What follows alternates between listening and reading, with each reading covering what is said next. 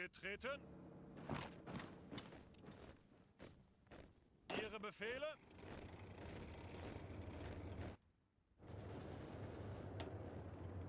Ausrücken! Ihre Befehle? Achtung! Ausrücken! Ihre Befehle? Achtung!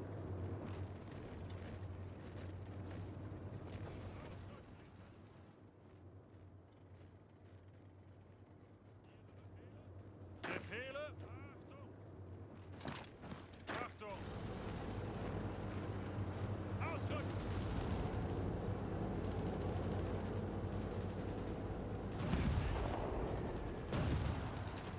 Achtung! Ausrücken!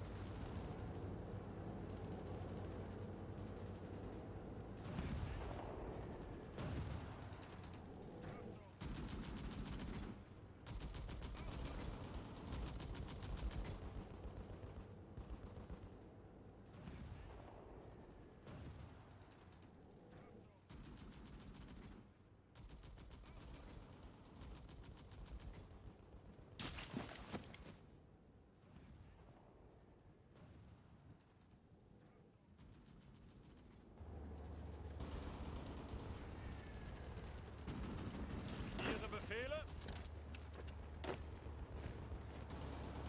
Ausrücken! Ausrücken!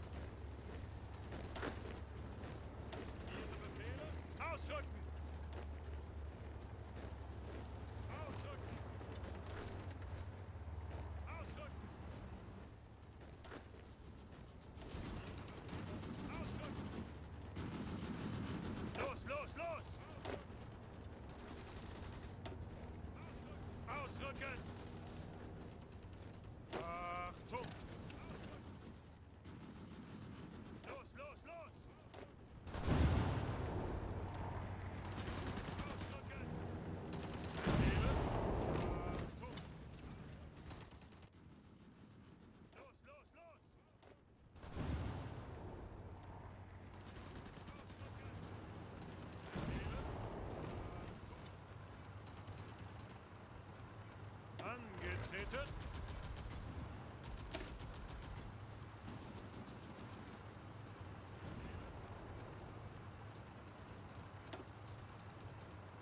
Angetreten!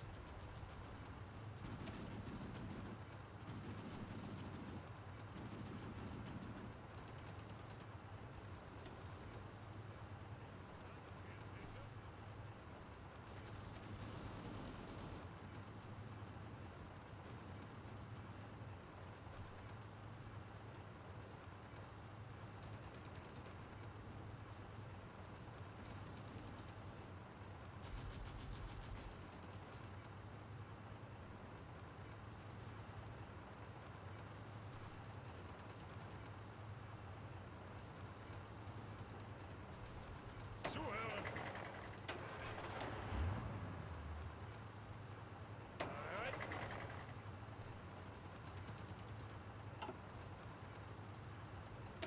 Zuhören!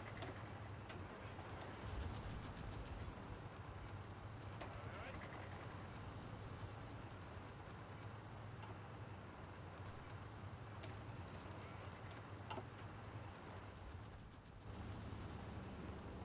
Zuhören!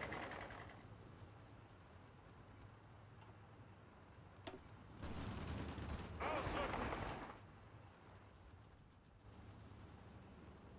Zuhören!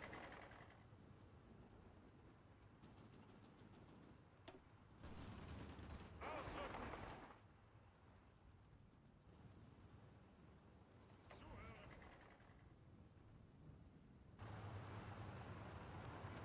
Angetreten!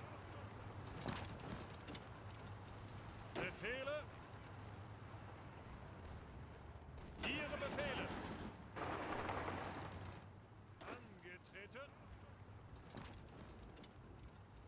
Befehle? Ausrücken! Ihre Befehle! Angetreten!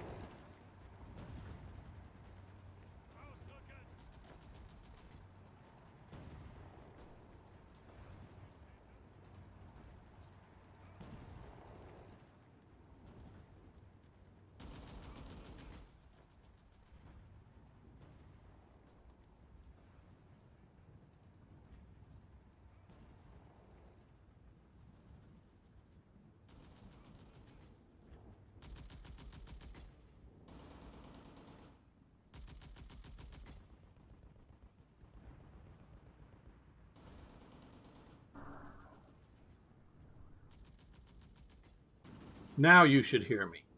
Sorry about that. No. I didn't real. I've been having audio problems. I have been having. You should hear me. Sorry about kill the sound there. I've been having audio problems. I've been having video problems, and that's why this is called a test stream. Trying to get things. Okay, good. Now you can hear me. That is a requirement. You need to hear me. But thank you for bringing that up. And so I guess the Soul the Civ guy didn't hear me before. If you're still around, no. I've just started this about 10-15 minutes ago. Working on things. So, back to answering your questions. No, I live in the USA, in Arizona. Used to live in California. Now I live in Arizona. And I have air conditioning. I did, about 20 plus years ago, live in somewhere in Britain for less than 6 months, but about that amount of time. And Europeans, including the British, whether you want to count the British normally as Europeans or not, they believe air conditioning is the work of the devil. So they refuse to have it. But if you are talking, can you hear me now? Okay, yes. You have it. Yeah. Oh, yeah, I have. No, sorry, Soul the Civ guy. Yeah, that's why the stream is test stream. I've just been having various, including audio problems last few weeks. My browsers have been crashing on me. I've got things somewhat stabilized. I don't know what sort of went wrong. Good, and not a normal person can hear me over on Twitch and YouTube. Last week on Sunday, Twitch stopped. The stream stopped working, so I did several brief test streams. Just in like 30 seconds earlier today. And I think it's working good now. You can hear me. I don't know. I want to greet everybody that shows up. Might take me a minute or two to look up because I have the chat on an old cheap monitor above my main good monitor that I stare at all the time. Really bad at Hearts of Iron. Took me 7 attempts to finally win against Poland as Germany. Well, I started with Hearts of Iron 3. Starting Hearts of Iron with Hearts of Iron 3. But I started playing war games, with cardboard chips on hexagonal maps, particularly a game called Third Reich by Avalon Hill. That was a European theater of operations war game, or a smaller Panzer Blitz and Panzer Leader back in the late 1970s. So a lot of this is intuitive for me today, but I had to start back in the 1970s. So I've been really doing this for a long time. So to me, a lot of it is, like I say, intuitive. I just sort of kind of, I have a learning curve. Trust me, and I've been having a learning curve because, again, I played I was part of the closed beta for Hearts of Iron 4. But the game has changed so much, and I burnt out on it a little more than 2 years ago. So I hadn't played it at all for basically 2 years. And there's a lot changed in those 2 years. So I'm learning the nuances and even some of the new main features now and how they work and all of that. So, I'm ancient. Didn't you get the hint? 1745? I'm ancient. I'm very ancient. Hey, Holiday Punch. I see Smolensk. Yes, we are. And let me take another drink here.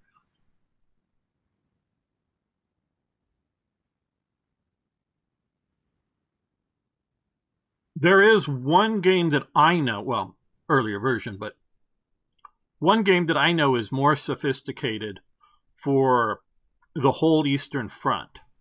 I'm sort of putting aside because it doesn't have an AI function, A World in Flames. A great war game I've never gotten into. I've seen it played. There is a computer version, but there is no AI, so you must find somebody else, and it's turn-based. The one game that I know of is more detailed, So, and I think a better game for the East Front is Gary Grigsby's War in the East, and particularly War in the East 2. And his War in the West and the Pacific War, those are also very good.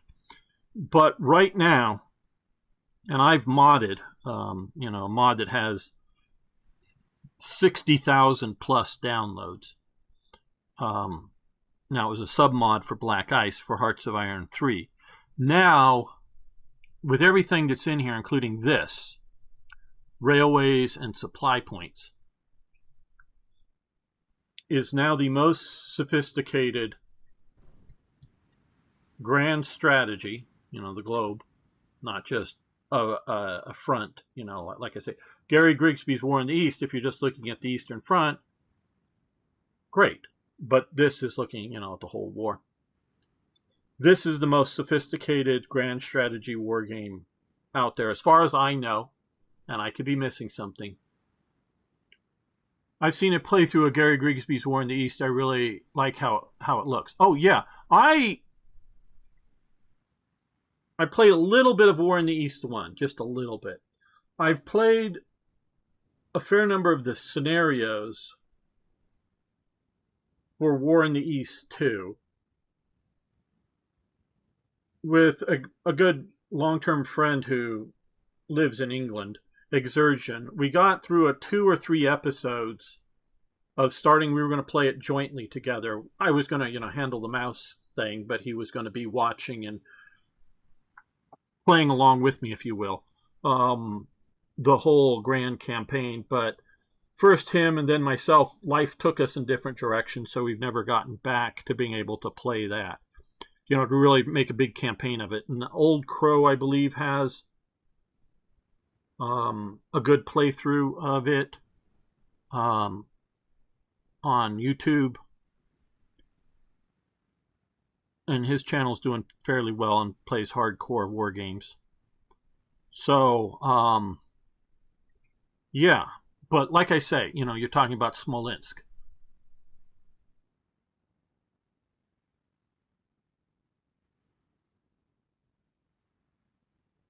This is a simplified railway map.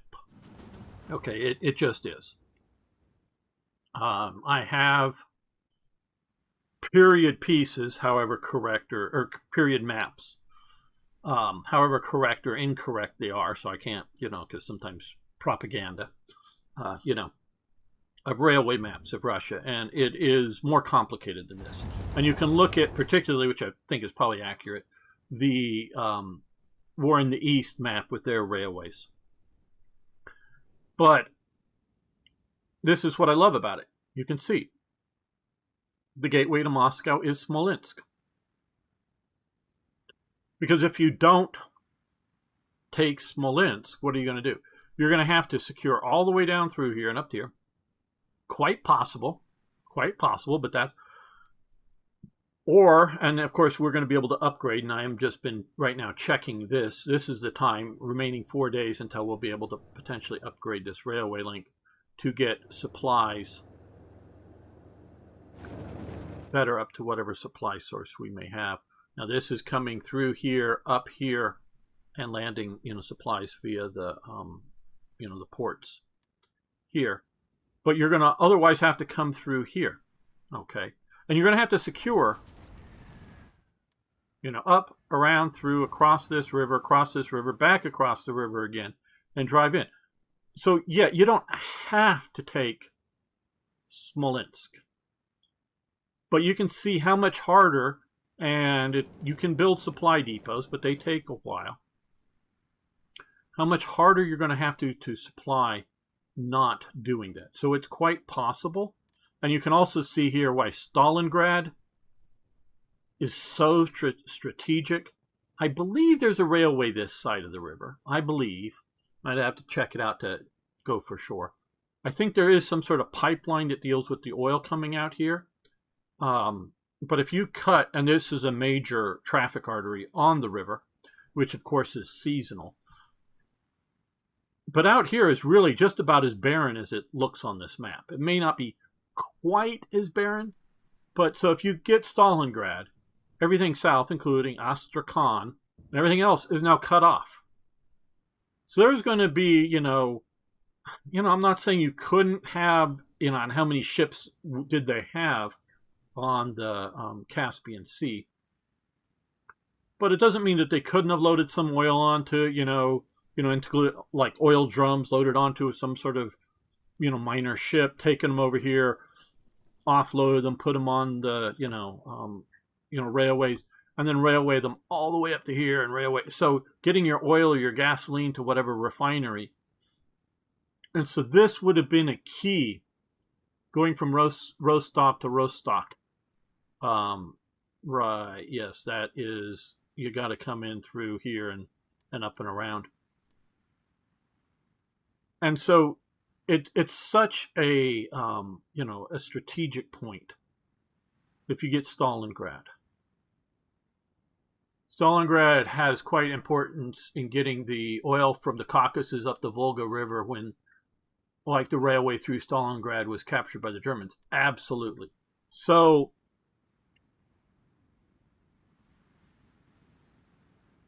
in my opinion, and this is opinion, not fact, but in my opinion, that if you hold Stalingrad, okay, and we're sort of presuming, holding a bunch, whether you hold Moscow or not, but holding a bunch of these other major areas. If you hold Stalingrad, you virtually cut off all of the supplies, and there were massive amounts. So much so that, I forget the year, was it 42 or 43? There's a joint invasion of Iran. The Soviets from the north and the British from the south. I believe most of the mid-late war Lend-Lease is coming up through Iran to the Soviet Union. I believe so. And if somebody, and I've read some books on this years ago, so I may be wrong. If I ever, when I make prepared videos, I will have proper facts to that are checked out. But so when I call this commentary, meaning I'm just commenting on things. But so if you get here, you shut off a huge amount of American Lend-Lease, and there's something like 50,000 Studebaker trucks given to the Soviets by the Americans. So without those trucks, most of the major offensives that the Soviets do could not happen. They just could not have happened. Because without those trucks, certainly, and if they're still holding Moscow, you can railway, move artillery shells around, move artillery pieces and units around. But once you get off the railway, you're now what? Walking, riding a horse, and for your supplies, moved on wagons, okay?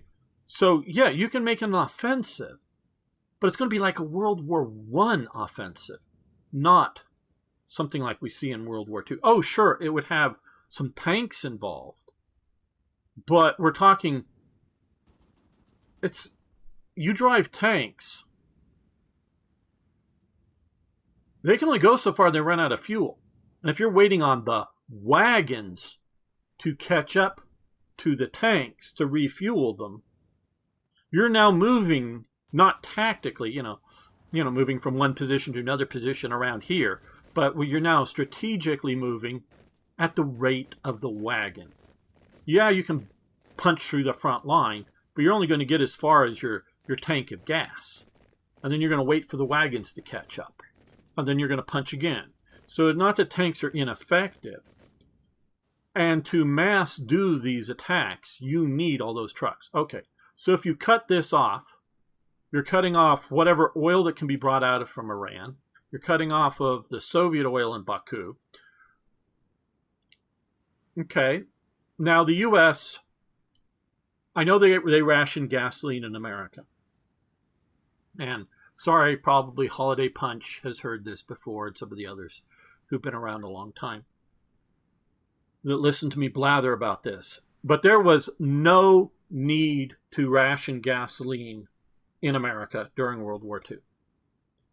America had plenty of gasoline. More than enough. I mean, literally more than enough. What we didn't have, and what I think it was Standard Oil, was working with IG Farben, yes, that IG Farben of Germany, working very much with their synthetic oil companies and developments, not for synthetic oil, but for synthetic rubber that the Germans were also working on. So the reason the Americans rationed gasoline was we didn't have enough rubber for all the tires that we needed. And down here, places like here and over here and maybe over here, this is where a lot of the world's rubber came from, and the Japanese scooped it up.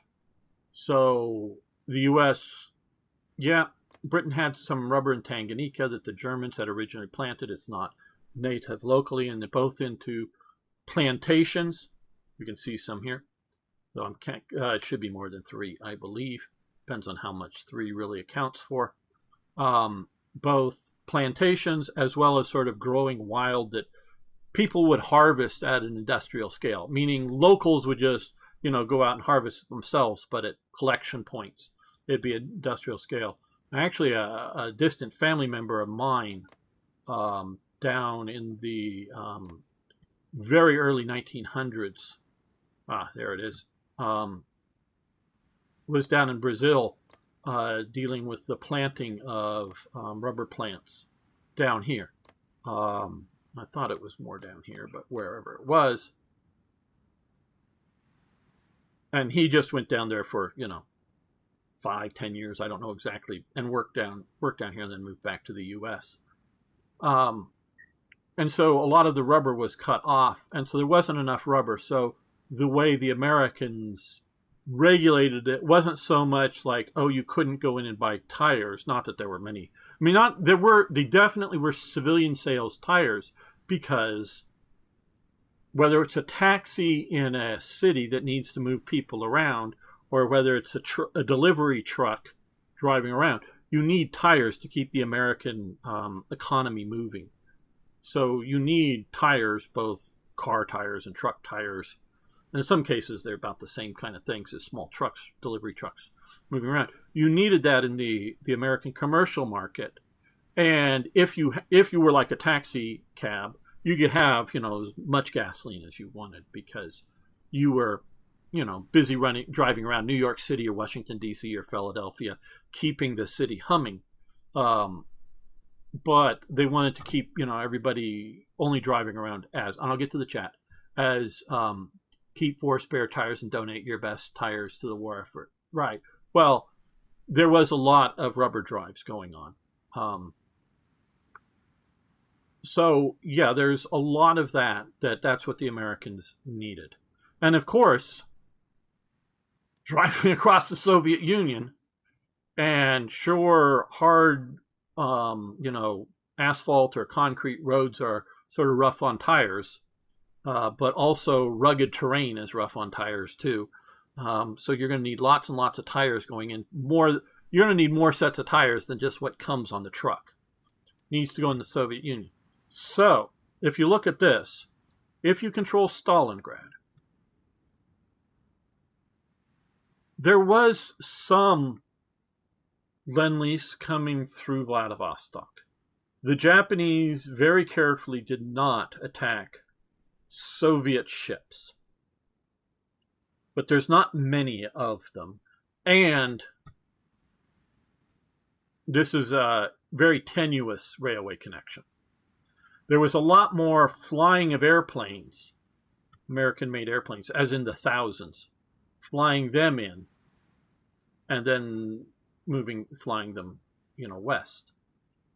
So leaves you up here, more here, Murmansk and Archangel. And so I've long contended, and I will again get back to the chat, I've long contended in a war that was basically Germany versus the Soviet Union. Germany wins. even in a war of attrition. Because, yeah, it wins. So it's, a bunch of people get offended in other countries. But America wins World War II in two ways.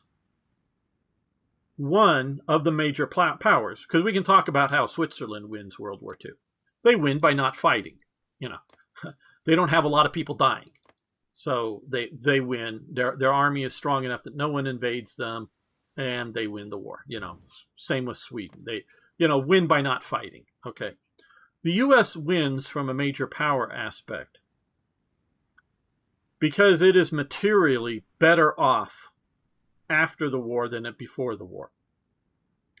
So it's not that it's gone out and conquered lots of lands. And, I'm debated with some of my German friends, that Europe is sort of a, American puppets and whatnot. And they have certain points to their to their viewpoint. But it's, it's more nuanced than just that.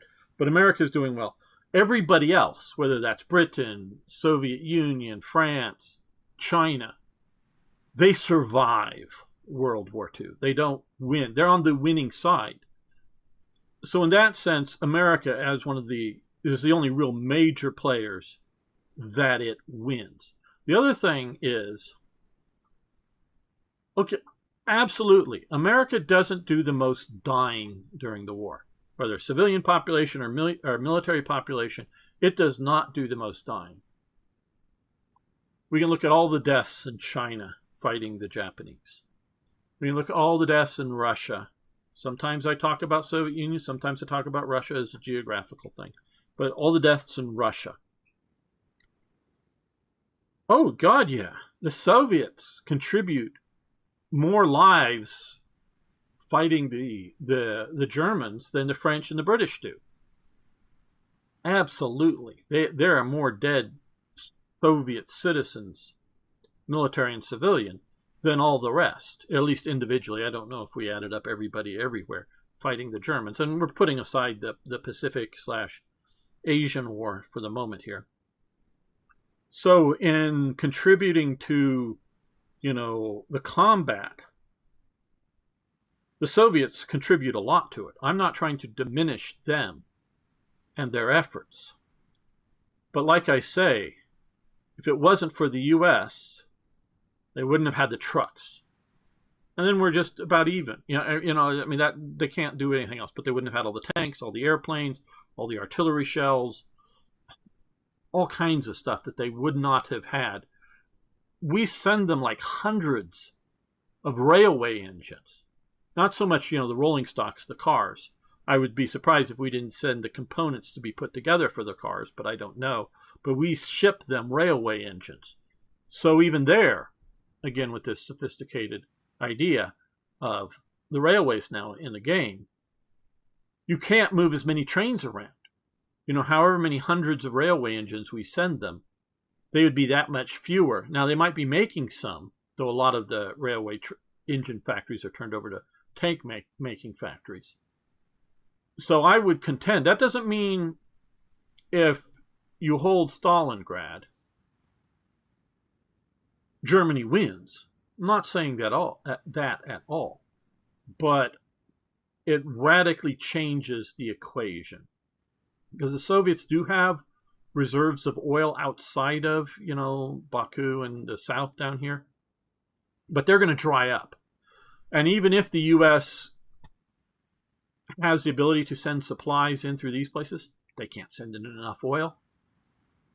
Because even if the U.S. has enough tankers, or it's loading 50-gallon, drums onto a regular, Liberty ship, you just don't have port facilities to load enough of those onto trains to get. You would contribute some, I'm certain, but not enough to be able to run the war. So Stalingrad is a key, not the key, but a key to the defeat of the Soviets, because Unlike when Napoleon invades, it is an industrial war. And Napoleon's, we can look at, it's definitely transition. The big transition war that we can see is the American Civil War, I would say. Now, maybe that's an American perspective because it isn't taking in advantage, of either the Crimea War in the 1850s down here, or, well, it's more the 1870s war, which is getting after that period, the Franco-Prussian War.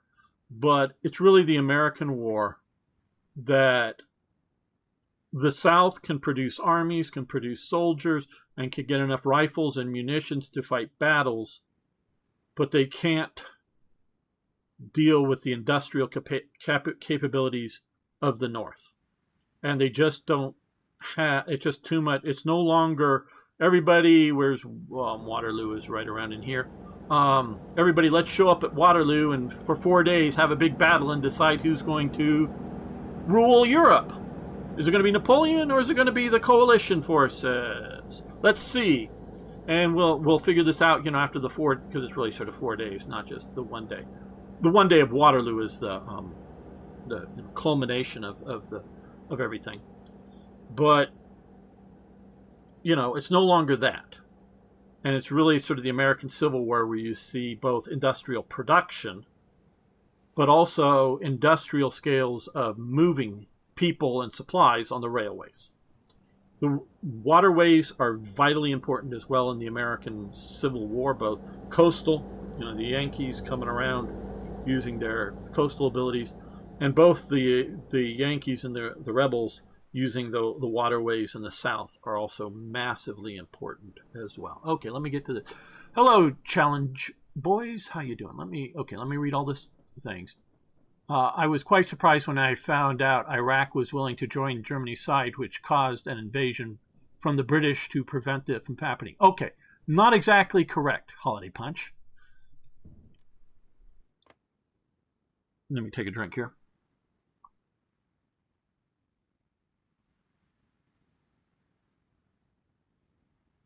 Okay. I probably one of my got to think for a moment. Blank on proper nouns because I'm even picturing his face. One of my online friends who has Admiral Teague. That's it, Admiral Teague. Good online friend. If you like Star Wars, that kind of stuff, which I do too. I love too. And he's likes the good kind of Star Wars stuff. Admiral Teague, great channel, YouTube. Check it out. I've been on his channel a couple of times, including we watched the movie Patton together and commented, along with the viewers could watch it too and made comments and whatnot. Asked me if I was a history teacher, and I said nope, I'm not a communist. So yeah, I probably should have been, but I'm not a communist, so I'm not a history teacher. Okay, if you've ever seen the movie Lawrence of Arabia, you'll remember the character Faisal. He was the sort of Arab king in the movie, the main one, played by Alec Guinness, the British actor. If you haven't seen the movie, it is an excellent movie on so many levels. Watch Lawrence of Arabia. It's actually, it's Hollywood drama, but it's actually surprisingly accurate overall for the overall history of everything. Okay, Faisal. He is not a Saudi, because that's a particular royal house of Arabs, but he's a Arab sort of prince, king, whatever, King Faisal, is down here and he's fighting the Ottoman Turks and whatnot. Well, after World War I, what do we do with King Faisal and his clan? The British gave him Iraq. I just recently saw a map that I saw that talks about it. Sykes-Picot Agreement, and that's sort of what this line here is, sort of Sykes-Picot. France, England. But, so King Faisal is put on this newly created country, because there was no country here before. Anybody saying that there was a country here, like called Iraq or something like that before, is totally fantasy. The Kurds are up here. Who is the most famous Kurd? When I scroll down, the most famous Kurd ever. Without Googling, who can name it? I'll scroll down and get to it. But, okay. So the British are smart enough that they are not going to try to rule this directly. So they put King Faisal, who's an Arab, in charge of it. Now, being backed up by the British. The British, because this is sort of open territory here, and it is sort of Arab-ruled, but Britain wants to make sure, where is it? This, and importantly, I guess they don't have drilling down here right now, but wanted to make sure this was available out here. Because America tries to supply virtually everything from the U.S. in its naval powers. Oh, certainly, like today, they got Diego Garcia. They didn't get that during World War I. Or they have, where is it? No, it's...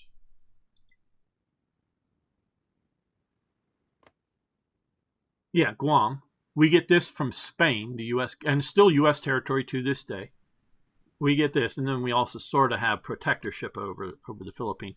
We get a few islands, but this island here doesn't really supply you much. It's a supply base that you send in supplies and you resupply ships from. That's why we got it, literally, from Spain, and we kept it.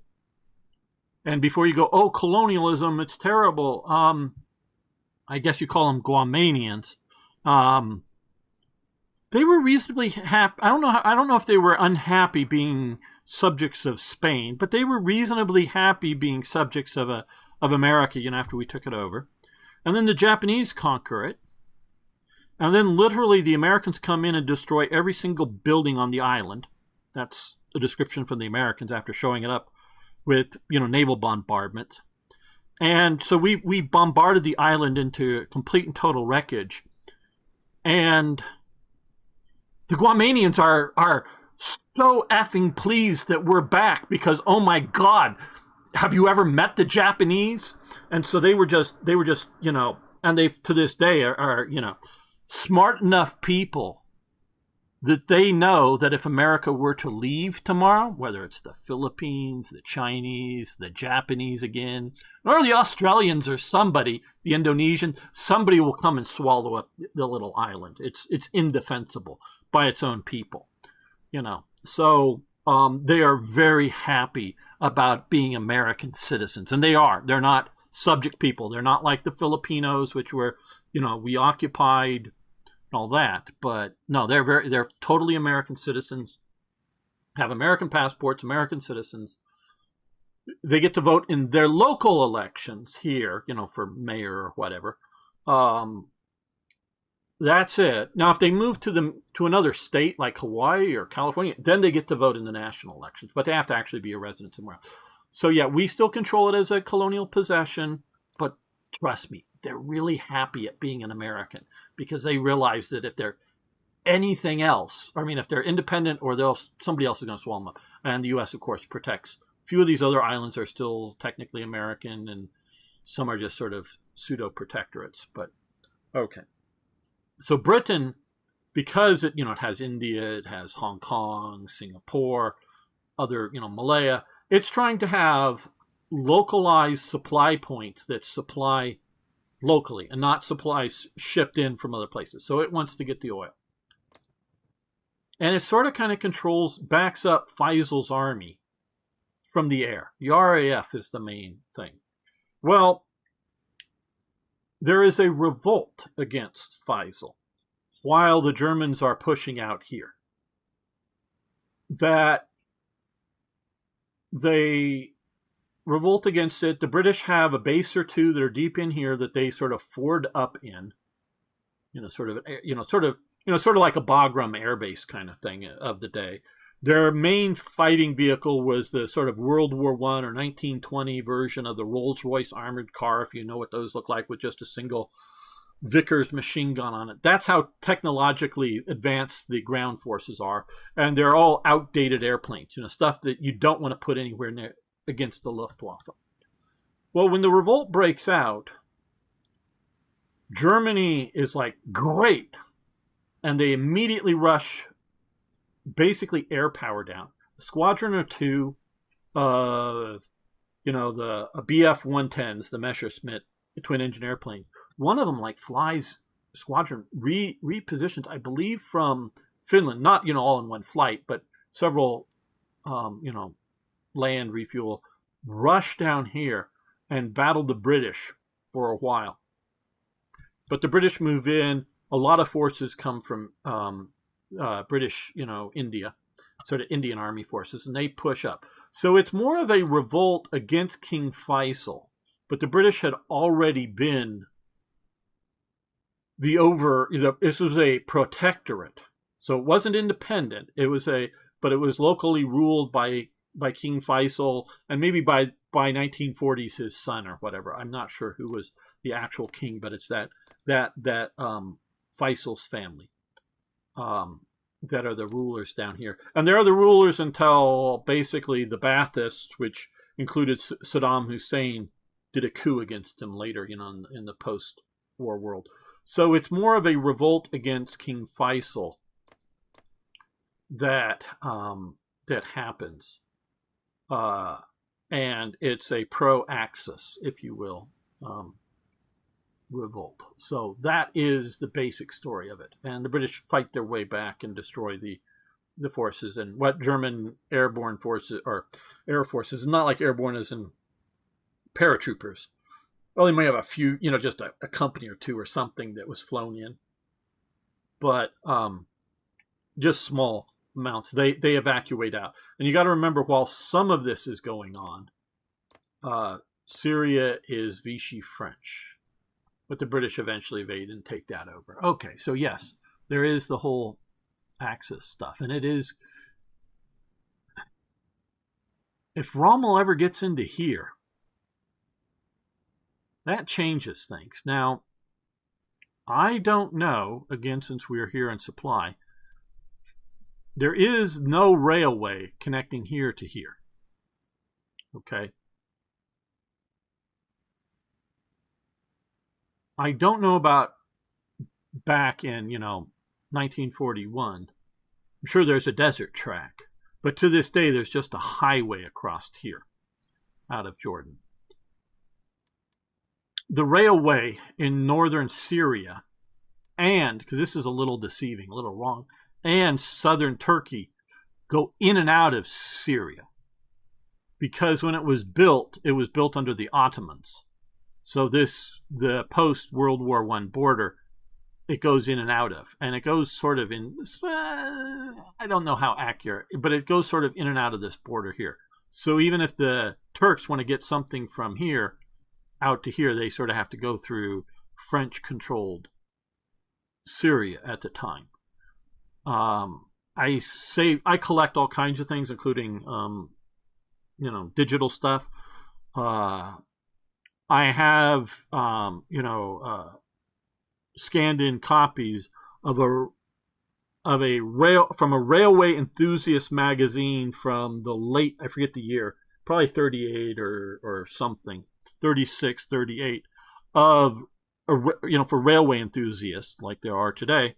And it, I think it's a journey, but it's one way or the other. It's from Iraq that goes up here, and then they have to take a bus and then get onto the train and go this way, or it's reverse. I forget. But they detailed the mid to late 1930s journey of taking railway through, or up to northern Iraq, through here, or vice versa, one way or another. So really sort of talks about how all this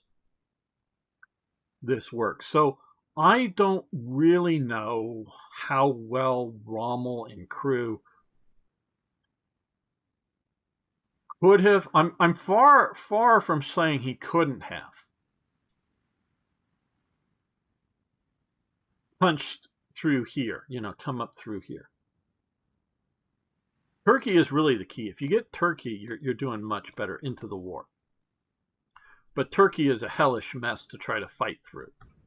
So I don't know, but it would be very useful to have, if you can get You can get to here because then you got to just jump across and then secure. But yeah, it's a lot of what ifs. Okay, that was also one of the reasons the Germans couldn't pursue the British in Dunkirk, simply because the Turks or the tanks ran out of both both the infantry and their flanks as well as their own supply. Oh, absolutely. But they didn't need the long break that they did get. They needed a pause, probably for more than a few hours, but not more than 2 or 3 days. But it's a lot longer. As you know, I'm not great on maintaining, just how many days they sort of pause, and then they sit outside of it while Goering's Air Force is pounding them. I mean, it sinks some ships and they do some damage, but they don't destroy it. So, yeah, that's part of the reason. And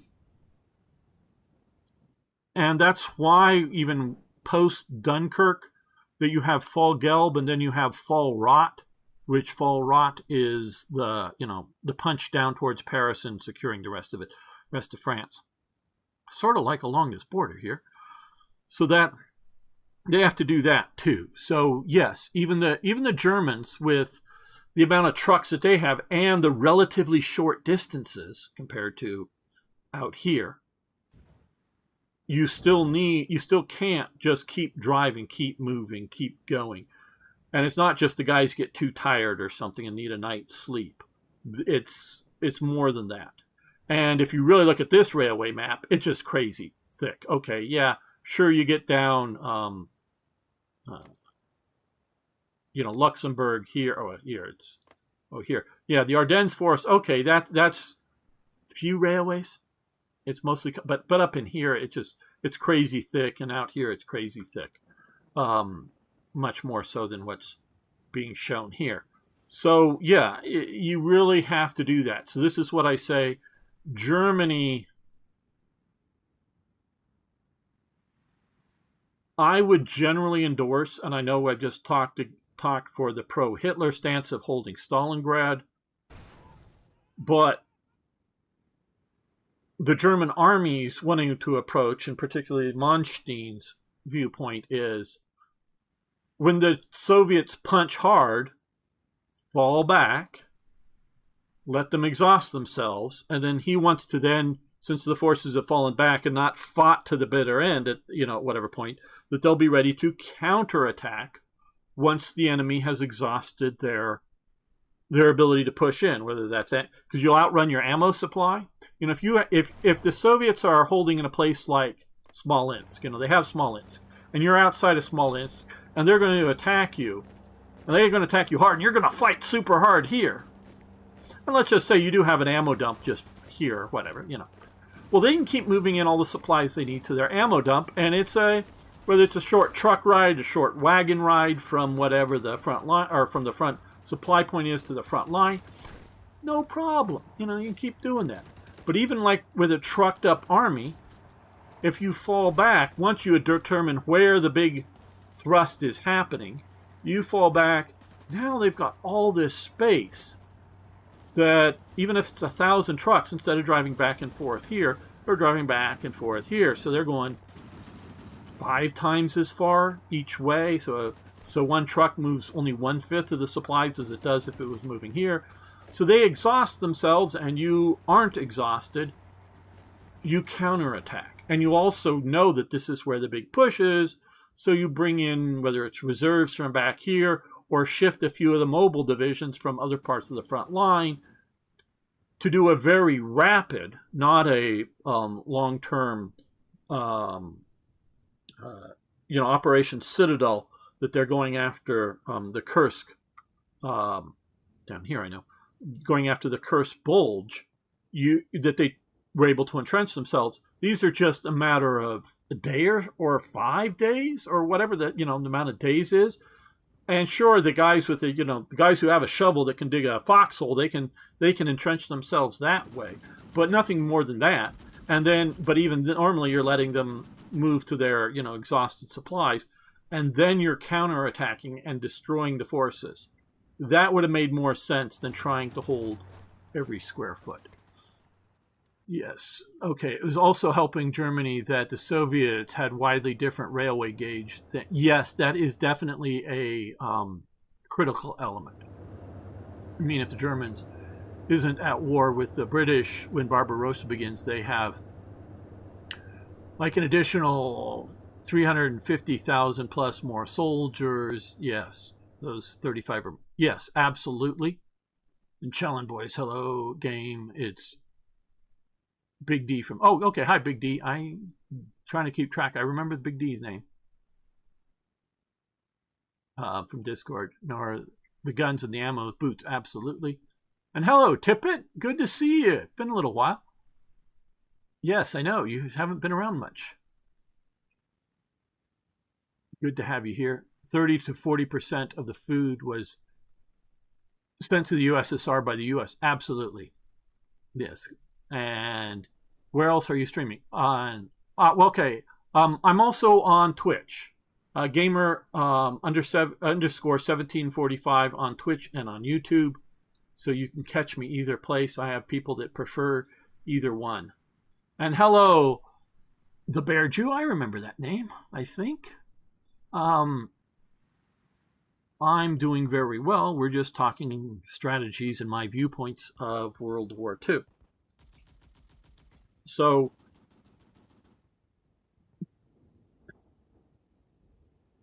what I recently heard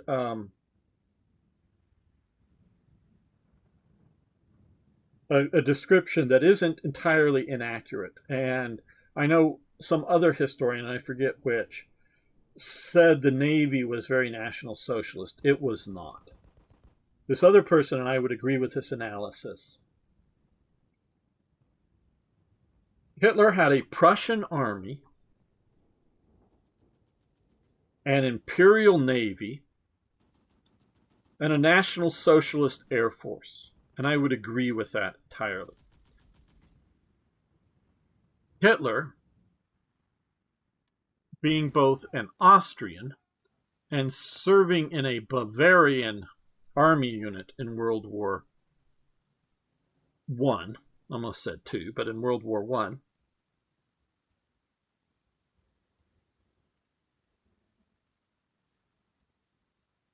that's a second-class army, if you will, within the German Empire. There's a lot of feelings by people from Bavaria, as well as other states in Germany, that the army is highly dominated by Prussians. In some ways that's very good, in some ways that's bad, like many things in life. But Hitler doesn't trust the army. Hitler believes willpower will win wars. Hitler is not wrong if you look at it historically. Because, and we mentioned the Battle of Waterloo,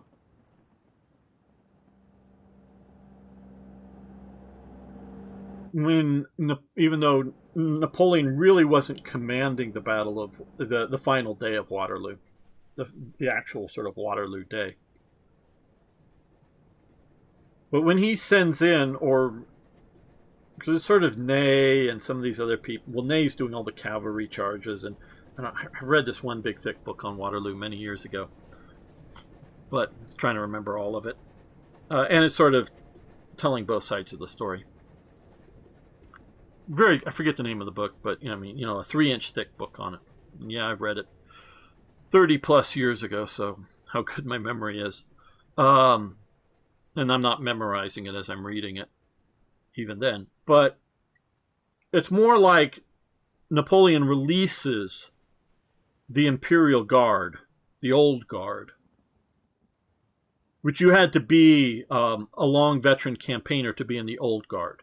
It wasn't like a modern-day special forces and that you had to, climb a bunch of walls and survive in the jungle without eating for however many days. No, it wasn't like, or a paratroopers, you had to run up and down the mountain so many times and then you get in. No, it was just simply be veteran status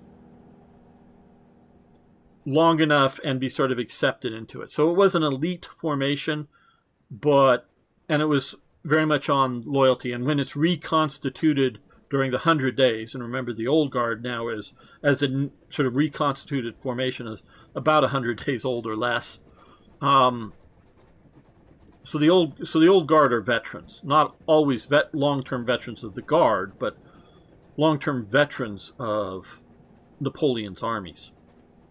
And I say that because some of them might have been survivors from the debacle in Russia, or might have been survivors from, the Peninsula War, or wherever.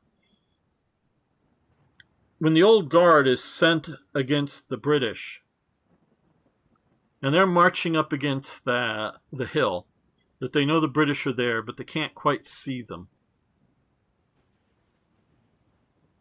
And the British start rising up, volley after volley, into their faces. Probably less than 20%. I don't know but the exact percentage, but probably less than 20% of the soldiers are wounded or killed. It's a morale thing. They are shaken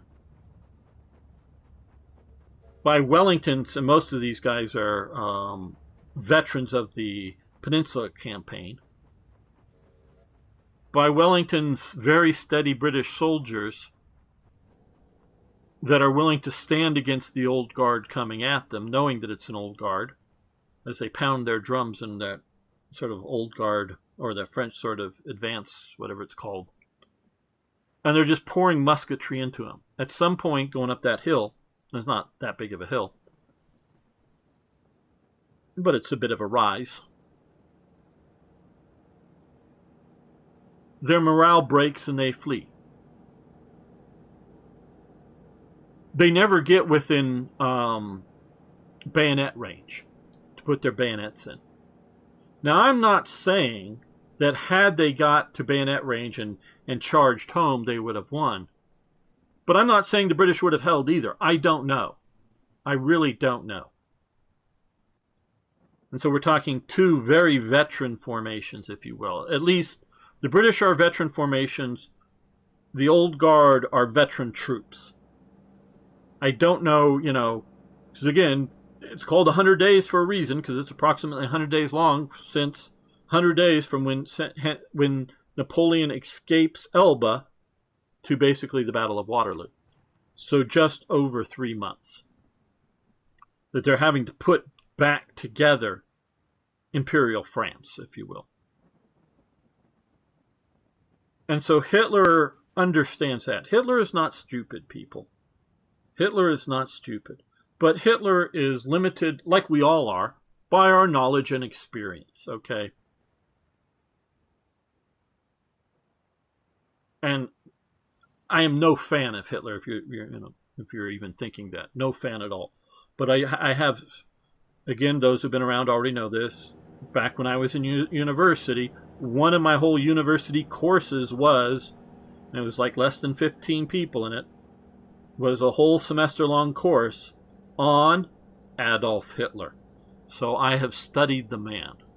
I have a university thing that I got an A in the course of studying Adolf Hitler at a university level.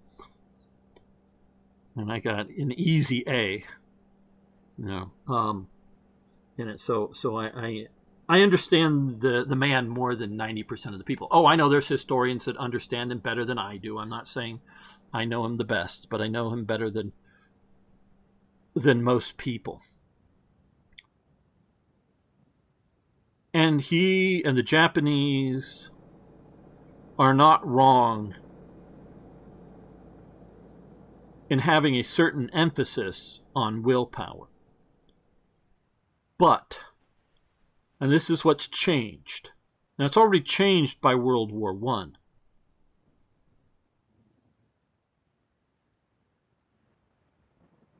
But it's not because maybe both sides are too equal to it during World War I on the Western Front, particularly where Hitler has his experience. War is also an industrial exercise today. No matter how great the willpower of the Iranian Islamic Guard is today, and there's definitely, suicide guys there that will go down to the bitter end. right? They'll fight because they believe in their cause, whether it's the cause of Iran or just the cause of Islam or whatever it is. They will fight to the end. And some of them will fight very smartly. But that doesn't matter when you can basically strike them from undetectable launch platforms. Not all American launch platforms are undetectable, but America has some that are. So you can be, the most will-powered person, could say soldier, but person in the world, and if you're being obliterated from orbit, it doesn't matter. And so in a modern war, once you run out of ammo, or if you're in a fighting vehicle, once you run out of fuel, you're done. Okay? What are the tank crews going to do? Jump out with their pistols and charge the Soviets? And if they, even if they have a full tank of ammo, they can just stay out of range, from the gun if they wanted to, in theory. You don't have to get close to a tank that's run out of gasoline. You just wait till night and sneak up on them and, take them out literally with hand grenades and pistols or something. So at some point, if your industrial capacity, and until the Americans get involved, and there's the big shift, until the Americans get involved on the Western Front of World War I, the industrial capacity between Germany and France and Britain at the front, as it was being, as they were clashing at the front, was approximately the same. So it might, most guys that were dying in World War I died with ammo in their pouches, right? I'm sure there are cases in which, some platoon, some squad, maybe even some company somewhere, and especially when you're sort of like Rommel and you're playing up on the, the mountain slopes, you may run out of ammo and have to retreat because of that. But most of the places, it isn't the critical factor in World War I. So this limits Hitler's experience, Hitler's understanding. And he doesn't trust the generals. He understands the industrial needs. That he does. That's why again, Hitler doesn't trust his generals. Partially because they're Prussian. Partially because he thinks they're defeatists. They don't have the will. There's multiple reasons he doesn't. So when he's arguing with the generals, he's not wrong when he's pointing out, we need to hold this area because of this. Or let's click out here. Well, nothing in that one. Some of these have it. Yes, steel, or depends on where we click, because coal. But there are some other, maybe it's, depends on what map you look at. I'm more used to the Hearts of Iron 3 map with some of the other rare materials that are out here. Some of the various rare materials that are out here he wants to hold on to. He's using that as his argument. Partially, I think it's actually his argument. Partially, it's just he doesn't trust the generals, and he's trying to, other than willpower and the will of the German soldier will win. It don't matter the will in the world if you're just being bombarded by Katyusha rocket after Katyusha rocket, and you're sitting in some little dugout, and you've got 10 rounds for your Mauser rifle, and that's all the fuck you've got. And you're just being pounded. And when the Soviets come up, they're just moving up machine guns and mortars or other light direct support type weapons, and it doesn't matter anymore how good your willpower is. Give those guys ammo. Give them the supporting arm, ammo for the artillery. Then willpower matters. Okay, let's continue, get going. wasn't Germany's whole plan for Ukraine to use like 90% of the grain grown there to feed their own soldiers during the entirety of the war so that they wouldn't suffer like they... Yes, there is... Oh, I got a bot over on Twitch. Did you get that degree before or after the invasion of wokeness?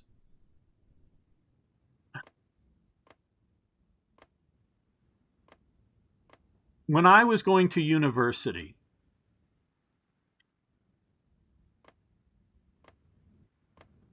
I don't know of a, from the American perspective, not internationally, not the world, but from American perspective, in the social science departments, history and politics, which are where my focuses were,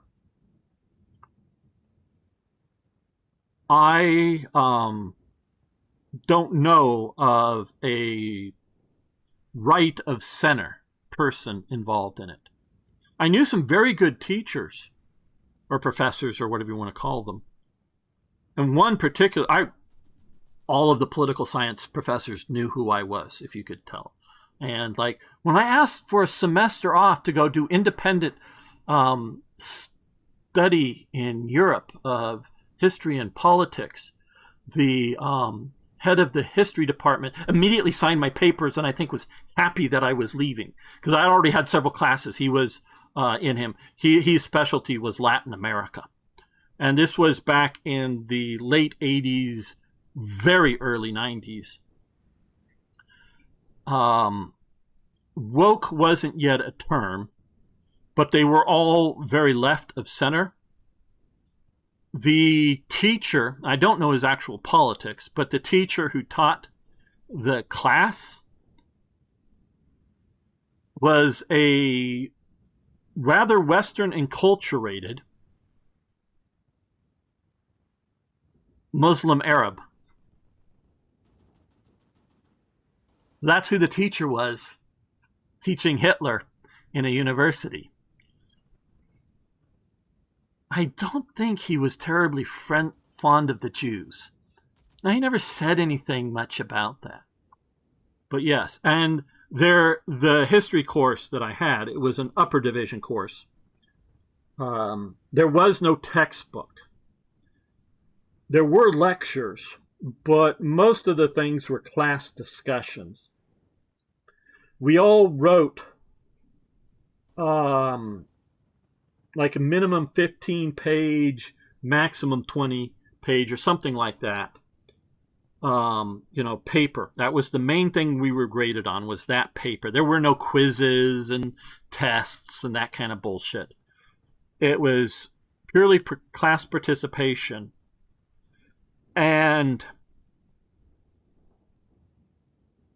each person, and when you wrote the papers, you need to make enough copies for all the students because you're going to hand them out to all the other students. And the other students, and we sort of, this was about the second, third, or last quarter of the course, was we were reading and evaluating each other's papers in the course. So this wasn't, your basic history 101 Germany, World War II. I did take a basic history class of World War II, focusing mainly on Europe.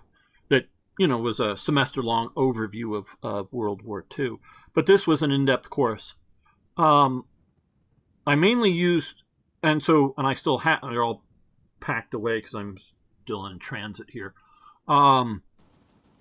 Mainly used Charles Flood. So I, went out and bought some books studying Charles Flood, Hitler's Rise to Power. That was my focus on Hitler. But I again read everybody, and we discussed with the authors of all the other papers about their papers. Basically, at least one, hour plus, hour and a half long, whatever it was. I think it was hour and a half long because it's like twice a week, because they're normally 3 hours a week for university courses or whatever. Discussing one person's paper once they were written.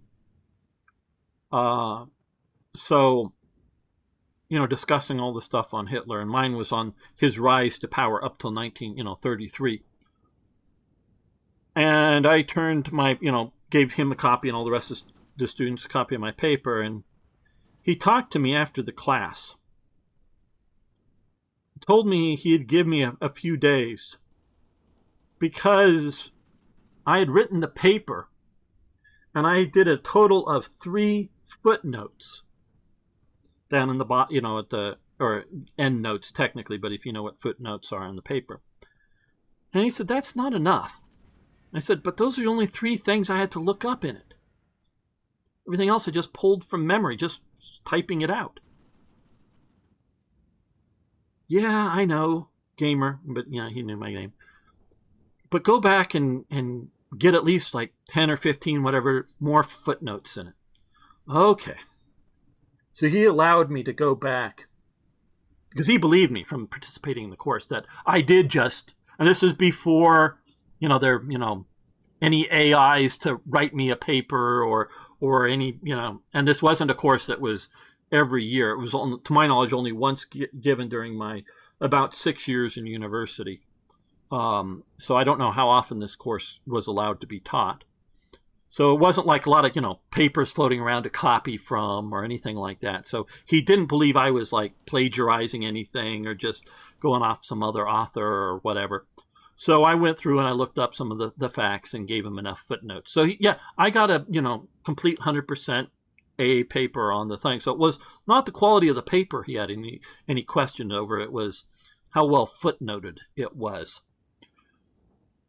So yeah, this was a serious course on Hitler.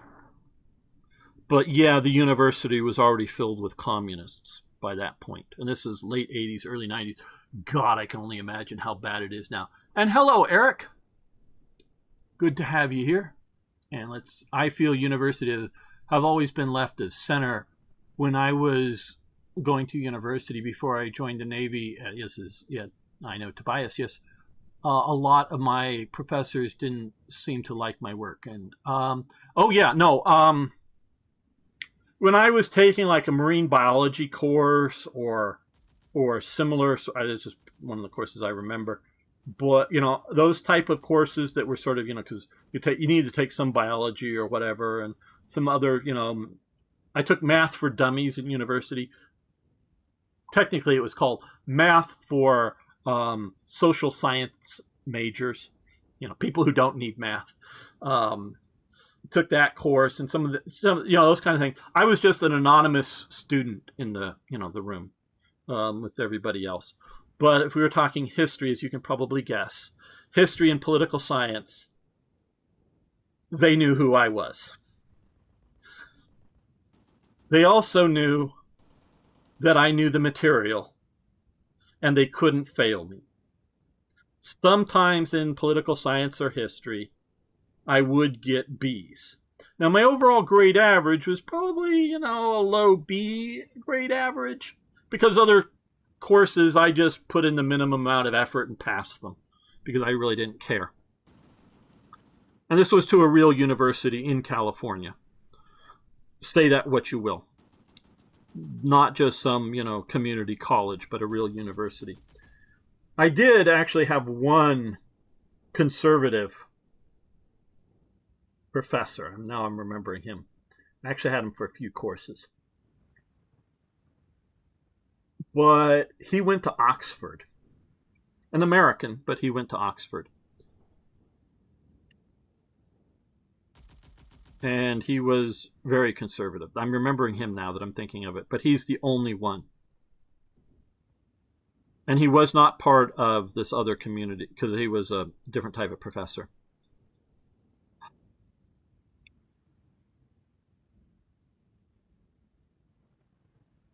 You go back far enough. Well, in what was it, 1640s,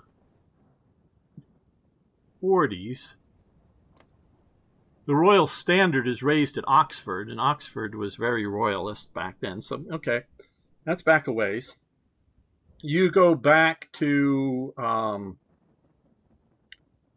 maybe the 1950s and before in American universities. You can find a lot of right of center people, whether you want to call them conservatives or whatever. You can find those. But ever since the 60s, moving on, they're left of center. And You know, I was quite friendly with the head of the I'm leaving names out. I'm remembering some of the names as I'm talking to you. Just not that they're even, because they were old men back then, 30 years ago, but just don't want to mention names. I think the head of the political science department liked me as a person. He said debating me, I had my debating tactic was releasing rabbits. And sort of releasing rabbits for everyone to chase. And so once somebody started getting down on some point, I'd release another rabbit to have them chase. And that was very interesting. And he commented in front of the whole class about my debating style. So, but they knew knew my material too well to give me bad grades. And some of them I really did. I know, I'm thinking of another, I'm not remembering his name, but I'm picturing him.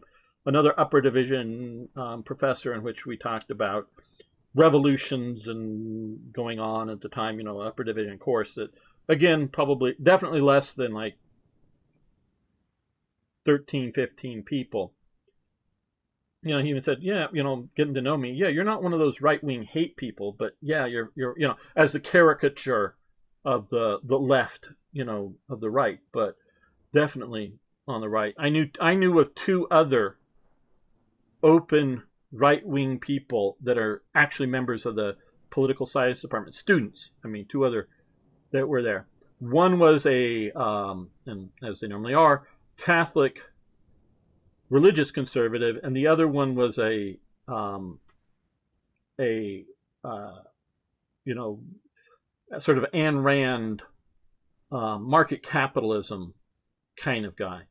And then, you know, every semester 2, 3 other students would come up and go, I really like what you're saying. Keep it up. But always in low whispers, you know, kind of thing. Hello, Swounds. How you doing? Okay, thank you, Eric. I think Arno needed to go off doing something else.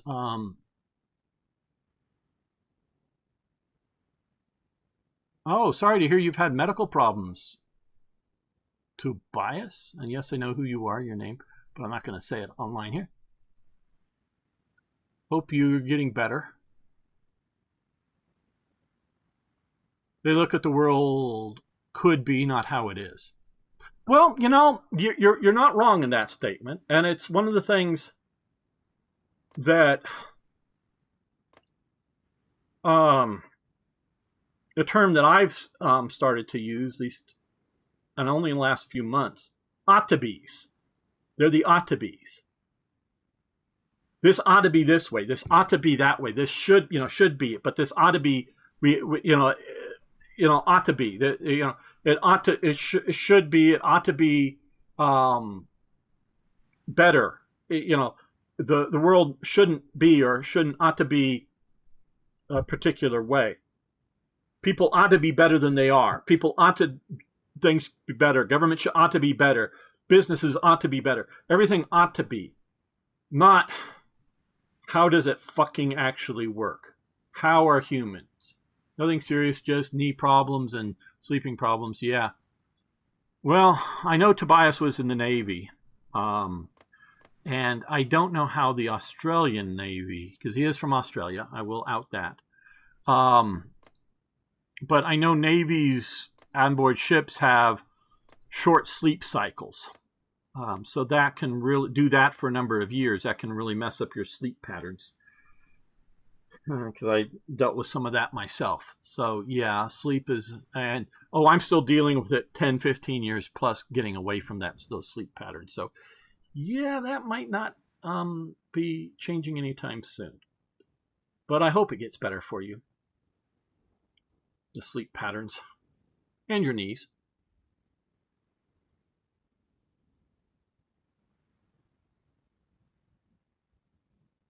So, could be is the one thing, but ought to be, meaning that it should be. Everything could be better. I'm not going to argue that point. But that it ought to be. And I really love Gene Roddenberry's, and I'm sort of saying it that way, Star Trek. But he was a secular humanist, meaning thought any belief in God was a pure or anything supernatural that wasn't scientifically measurable, basically, was mere superstition. That's his belief. And I'm not really putting words in his mouth.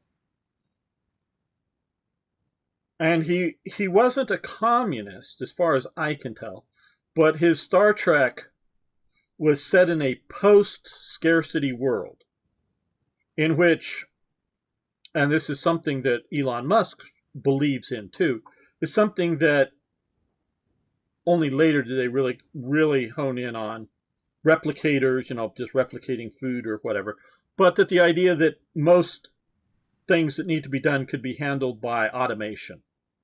Total automation, meaning droids or robots or whatever. Need a building built? Well, the robots will just show up and start building them. You need to cut down trees? Well, the robots will go in and evaluate the trees and figure out, not clear cutting the forest, but going and figuring out which trees to take down, which ones to leave, and then where you need to replant because, it's a renewable cycle. So the forest animals and whatever, they'll get a 20% or 40% cleared out forest, 40% of the trees gone, but the forest will still be there, and they'll be growing new trees, to come in, another 20 years later and take other trees out. So it's not destroying the forest, but it's all done sort of automated with very light human oversight. That's what Elon Musk thinks the near term, in the next 20 years, we're going to be heading into that world. He really believes so. And looking at him, he may be right, but I can't plan for that world until that world is a reality. Meaning I can't, until I have sitting in my house here 2 or 3 bots that are connected to some sort of brain, because you don't necessarily put all the CPU power into the actual thing moving around, whether it's in orbit, which is where he wants to put it, or whether it's in big data centers, or whether it's in like a server in my house kind of thing, AI server or whatever you want to call it, that's transmitting to my local robots. But I go say, trim those bushes, fix that leaky pipe, do those leaves. Oh, hey, clean the floors, deep cleaning, shift the furniture around, clean the floors, put the furniture back. And they'll just all do this thing until I'm sitting around in a house that can do this. And not being some super rich person because I'm rich, just because there's mining bots mining the minerals. There's drilling bots drilling and setting up oil wells because you need plastic for these things. So we're still going to need oil, people. Even if we're, running on solar power or hydrogen power or fusion plants in the future, we're still going to need oil or coal or whatever to make our plastics, because that comes out. Coal can do it too. Comes out. We need those hydrocarbons to make our plastics. So until all that's being done by bots, and everyone can have 2 or 3 of these bots at home, and they're just bots building more bots. Now, of course, we can, the warnings coming in Dune and whatnot of the AIs controlling us, or certain people controlling the AIs that control us. Sort of the Beltane Jihad or whatever. It's been a long time since I've read the first book of Dune. But until we, go down that road, and that might be a proper warning. I don't know how it's going to be. But until that future is actually here, I've got to think and plan for the world that is. And so maybe at some point, we will no longer need humans to do most of the needs. Now, Elon Musk and people that subscribe to his viewpoint is that frees humanity up to create. That spark of intelligence to, and I watched a very good 3-hour-long interview with him some months ago now. That he's not seeing it so much as the AI is then going to, crack the Einsteinian limits and how we do faster than light travel and how we do all this. No, they'll help. They'll be crunching the numbers in the background while humans are working on all this stuff. So you'll still need that human element for creativity. Humans, now a lot of them will go into this, be entertained by playing computer games or whatever type, strategy or first-person shooters or sex simulators or whatever it is. But those humans that wish to create will be free to create. And so if you get to that post-scarcity world, then you can have money that is sort of like a minimum income that won't pay for when I want some ancient Roman, real ancient Roman sword, because there's only so many of them out there. So money at that scale, yeah, you're still going to need somehow earn lots of money, but have a decent apartment in the city or an okay home out in the country, where there's lots of room, countryside, and live a comfortable life. And this could even extend to places like Africa.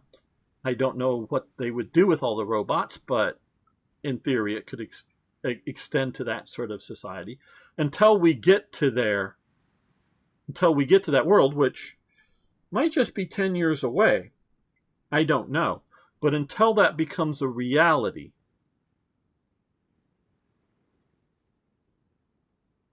I'm not worried. I am not putting lots of mental thought into that or planning my world plans on how societies, well, we'll just leave it at that, how societies interact.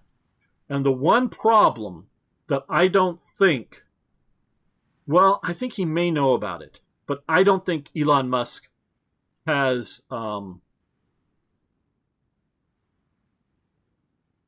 talked about a solution for that. There's one serious problem. I know he watches a YouTuber that educated me on it. The one problem. And nobody's told me, posted without Googling, who is the, and I bet you of the few people here, most of you actually know the name. Who's the most famous Kurd in history? The most famous Kurd in history. I'm pretty sure you know the name.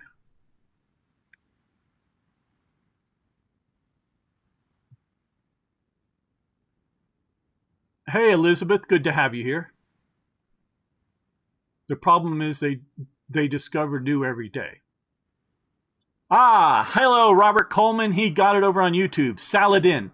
I already knew this from years ago, but I just rewatched. First time I've watched the actual director's cut of Kingdom of Heaven. I had watched the movie many years ago, but yes, Saladin. He, and I think looking back from a historical perspective, he should have lost. That probably the counterbalance of the Europeans here and the Kurds here would have been a good counterbalance to the Arabs and the Ottomans, the Turks. And the further over here, the Iranians or Persians or whatever you want to call them. But yeah, it's definitely Saladin. Robert Coleman got it, and Thomas also got it too. I just looked up and saw that. Yes, he actually got it first. So yes, Saladin. So both of you got that in enough time to know that it's not copying off each other. So yeah, Saladin is the most. Okay, so the big problem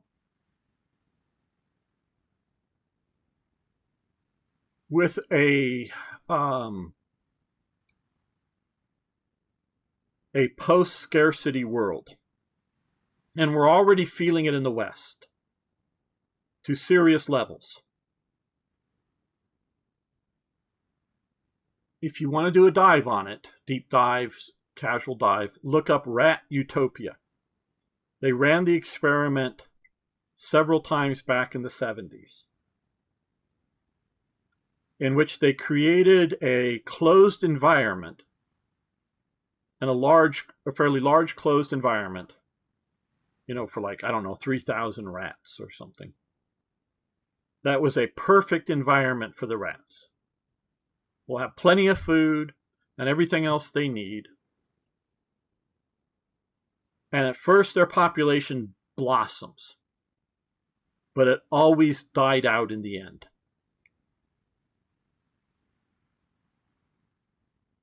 A bunch of male rats would just start grooming themselves, and then would go out and kill any rat that was doing heterosexual activity. Every single time, it always happened the same. It spun out of control, and the colony dies without the need to struggle to survive. Goes crazy, which would explain all of the trans and other bullshit that is going on in the Western world. Would clearly be because it's actually some of the behaviors that we see in rat utopia. That a bunch of the women start acting, the female rats start acting like male rats, and and I can't readily enunciate all of the details of how it goes, but it looks very much like the worst symptoms. Oh, and within rat utopia, there's a group of rats male rats that will try to have a harem of women and protect them. But they always get overwhelmed by the sort of single or the horde of male rats that aren't trying to, they're not trying to get with the women rats. They're just trying to kill off these rats that are reproducing for some reason. And which would sort of be the trad families. I don't mean just trad women, but trad families trying to fight off all the craziness. That there are some that will sort of dig in that way. Now, are humans rats? Well, no, let me restate that. Are primates rats? No, they're not. But I don't know that if you were to create somewhere a colony of primates, monkeys, gorillas, whatever, that was a perfect environment for them, that had plenty of food, and there was no threats to them, that they could reproduce unlimitedly.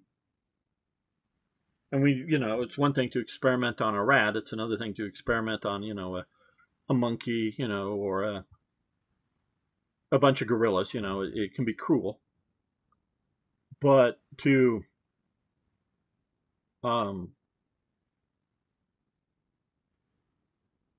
put them through the same experiment to see how, after several generations, it's never like the first, looking at the rats, 2 or 3 generations as the population blooms. It's after that rat utopia goes off the rails.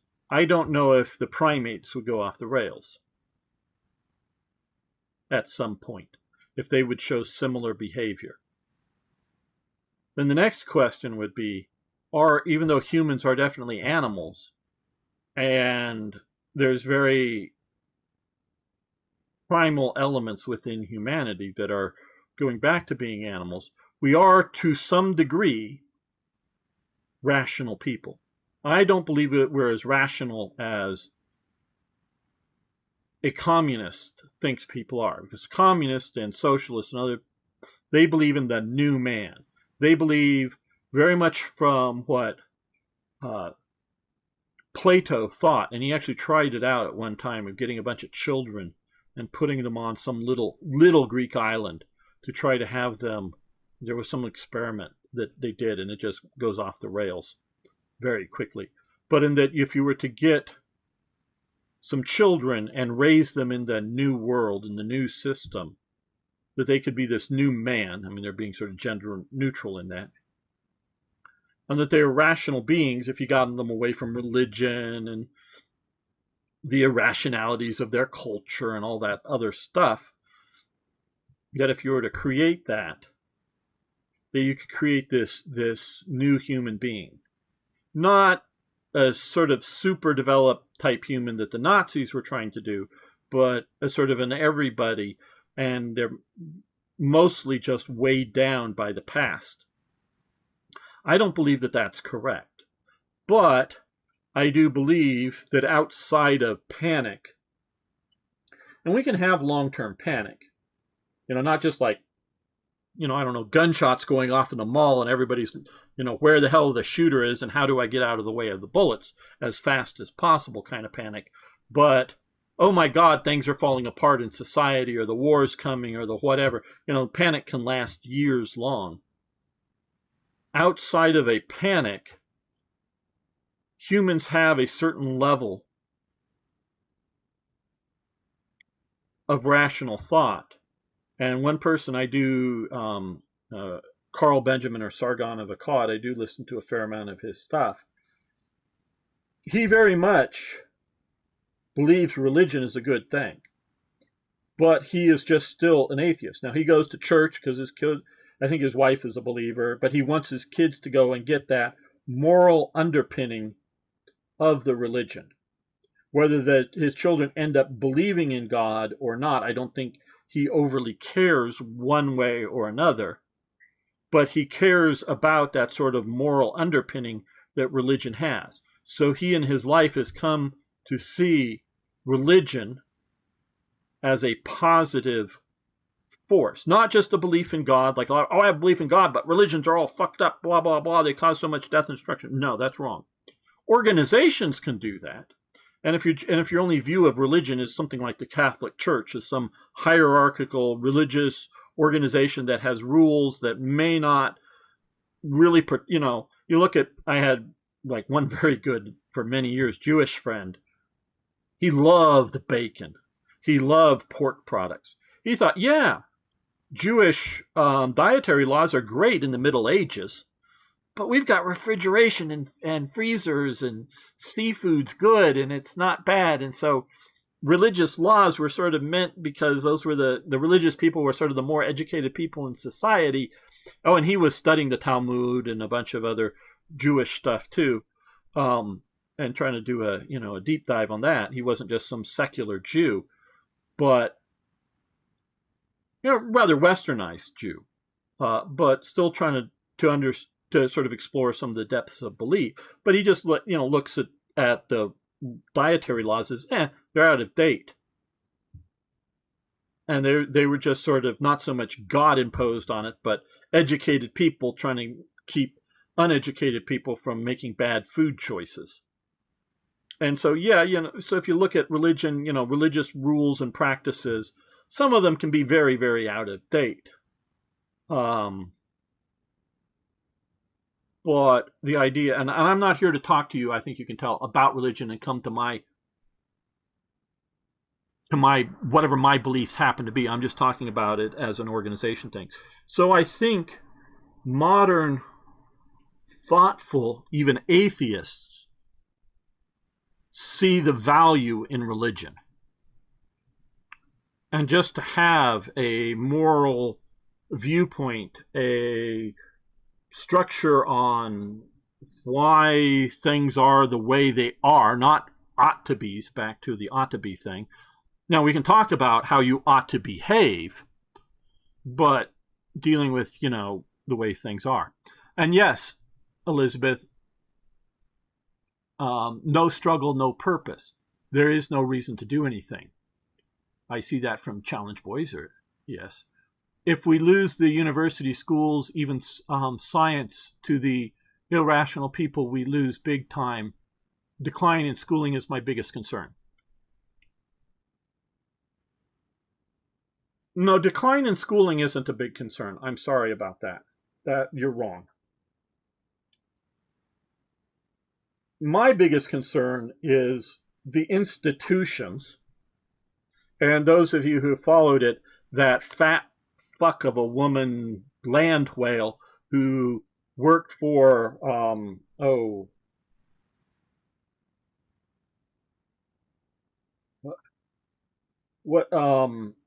of the major JP Morgan or something, I think it was, who stole that Knicks basketball basket. You've probably seen some stuff if you've been on Twitter about that. she was basically a political commissar. You know, a DEI person. That's a commissar in business.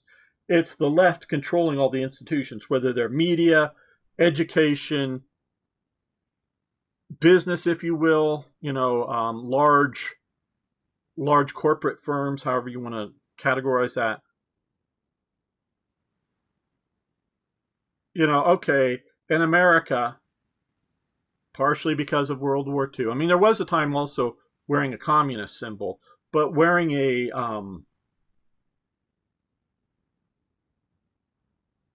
Nazi, you know, symbol into work would get told to take that off or you're fired. Okay. But throughout most of America, especially if you're in a non-public facing job, like an office job, and you had a Confederate flag on your desk, you know, a little flag, and maybe an American flag, you know, two little flag poles on a little stand, an American flag and a Confederate flag, and you're in, say, Oregon, you know, very far away from the Confederacy. Whether you grew up in the South or you grew up in Oregon, it didn't matter. And you might get some comments on it, but so long as you were civil to all of your fellow employees, there was no real harm. Now, whether you thought black people should be slaves or you just, yay for my ancestors, you also have an American, you know, a Union flag, but yay for my ancestors who fought, you know, for the South. It wasn't a, you know, kiss of death on your job. It might not help on your promotions or whatever, but if you were just some, I don't know, accountant, or if you were some car mechanic and you had a Confederate flag up in your garage and a black person came in with a car, and your car, nobody's complaining. It wasn't that big of a deal. Now with the political commissars, you come in with an appeal to heaven flag, which is one of the founding flags of the United States, or don't tread on me with flag, and again, another founding flag of the United States. Depending on when and what you're doing, you might be even predating the, you know, Stars and Stripes type banner. And the earliest, if I'm not mistaken, the earliest Stars and Stripes had the George's Cross and the St. Andrew's Cross in the British style. They didn't add till after the American War of Independence, they didn't add the St. Patrick's Cross. But some of the early ones had those two crosses and the Stars and Stripes to signal different than the English. And that these people were mostly at that time, particularly Scots and English, with the stripes, the red and white stripes, as we're Americans versus you people from at home, you know, or however you want to say it, back in Britain. You know, those are some of the earliest American flags, if I'm not mistaken. So you have early American flags on like a lapel pin, or you go to the company picnic and you're wearing a t-shirt that has, you know, a don't tread on me thing. You're done. And the reason I'm not just concerned about the education, because I think we've totally lost the institutional of educations. I don't think any of them are salvageable as an institution. I think they're entirely captured. And yes, it was about almost 30 years ago now, maybe even slightly more than that, when I was last at institutions, and they were already mostly captured back then. So most of the professors at best grew up, or, you know, are sort of from my time period, if not much worse. They're done. We've lost them. And the reason I'm not despairing of it is because of the internet. And I remember a few years ago on this channel talking about I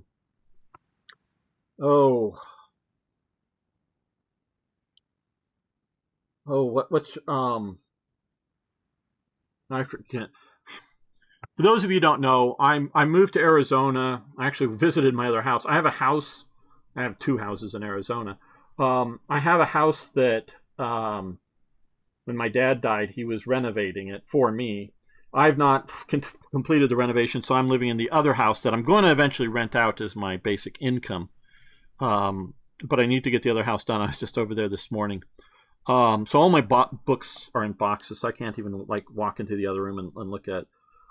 But one of the biographies of Stilwell, and I mentioned that, oh, that's out of date, blah, blah, blah, blah, blah, blah, blah. Got shot at from a bunch of people about the author and how out of date it is. Well, a lot of modern history books are written by captured people already. The older histories are better. They may or may not have all of the facts that we've since dug up about things, but a lot of the understanding is no longer any good.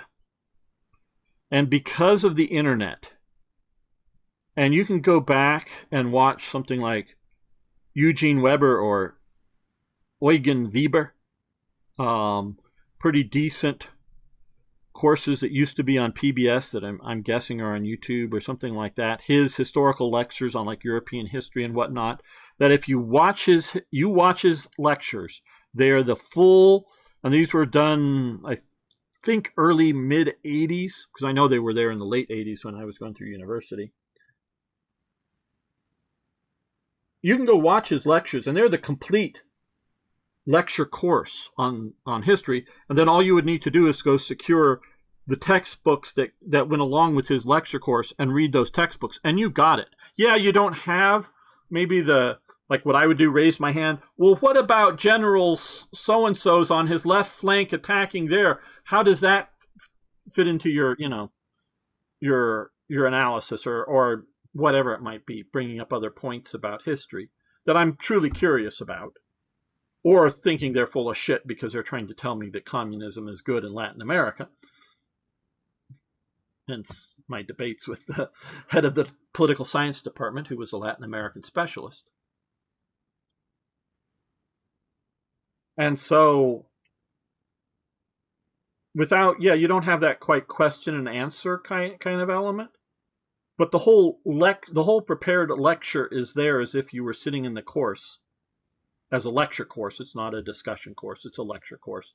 And you can go read all of the recommended readings for Eugen Weber, sort of saying him in his German. I don't think he's an American. He may be German ancestry. I think I'm getting the name right. And I'm not saying he isn't a leftist, but he's presenting history reasonably neutral. Yeah, I'm sure he's anti-Nazi and, things like that and whatnot, but it's reasonably, not pure neutral, but reasonably American-centric neutrality, and that freedom is good, evil dictators are bad kind of viewpoints. That you can get that history. You can get that course as if you were sitting in his class, without the ability to question him. Yes, that's the only thing you're lacking. You can't go to his office hours. You can't either. Because, yes, in a lecture course, you're not supposed to raise your hand every 5 minutes. And I didn't do that, in true lecture courses. But once or twice in an hour, I did. That's why they all knew me. Not necessarily that's a good thing, but they did. But you can also go into their office hours that they'd have posted and ask them about things. And if you were coming with thoughtful questions, or if you were just trying to come in to understand whatever the topic is and truly trying to understand it, even outside of history or whatever, they were normally this is my experience, they were very interested in help, either if you needed help or if you were bringing an interesting thing to the discussion with them. They were during those hours, very, very, very willing to engage with you. So that's the only thing you're really missing from learning there. So we have a lot of that preserved. And if you want like a good, you want to learn about warfare, John Keegan is excellent. And his history of warfare is great. But another really great author, this guy, let's see if I can just remember his name. Really great author on history. Yes, it's Oh, yeah. Montgomery of El Alamein. I think you may have heard of him. Montgomery of El Alamein. That's his actual sort of title as he got. He got that commanding some battle in some desert during World War II. You'll figure out who he is. He wrote a most excellent book on the history of warfare. Highly recommended. Another like 3-inch thick book. And he goes back to the earliest history of warfare. History, again, recorded, written down, histories of warfare. Through to basically World War II, though he, of course, doesn't mention anything about Ultra in his book, because when he's writing, that's still highly, highly classified that even existed. But Montgomery of Alamein. Yes, Bernard Law Montgomery. Yes, we all know who I'm talking about. But he wrote a very good history. And if you want another great history, which I've not read all of it, I do have it. I've read some chunks of it. The History of the English-Speaking People by, what was his name? Oh, yeah. Winston Churchill. That's it, by Winston Churchill. So those are already here. You want one of literally and it's a multi-volume set. You want to get that. I'm not talking about schools that teach you about engineering principles or physics or biology. That stuff's already there too, but that's not my field of knowledge. But yeah, get the multi-volume set of the History of the English-Speaking Peoples. Now obviously that doesn't cover Russia, that covers the English-speaking peoples. That's there. And another thing I've only read a little bit of, because it's, again, a large volume set that I do have. Got it from my grandparents, after my grandparents died, and inherited it. The Durants, brother and sister. Will Durant, and I'm forgetting the sister's name. The Durants. They're probably the cornerstone of the history of Western civilization, if you want a book. Or books. It's 3 feet long, the front of the books on the bookshelf kind of thing. And the Durant's histories of the least of the Western world. I don't know how much they go into the Eastern. Again, I've read bits and pieces from it. But so I don't care about the universities more. I want them 100% shut down. I want to, as quickly and rapidly as possible, get rid of all primary school teachers. I would, if I had the ability, I would ban all school teachers. I don't care how good they actually are. How like right-wing or conservative, because they exist out there. If you go to the right parts of the world, the U.S. and home schools or private schools. But basically just clean brush. I would ban as fast as possible everybody with a teaching degree from interacting with children that they're not their own. Yes, it's sort of as if they're like those other people that we want to keep away from children. Because although these may not want to touch them, may or may not want to touch them, I think they're polluting their minds. And that's worse than touching them, in my opinion. I would, as rapidly as possible, and I would work to get somebody to train up daycare people and train up people that could handle dealing with children at different ages and not have them so much be teachers and not like, and I've had discussions with a few people here, not like the current teaching system that's very Prussian school system that at least America inherited.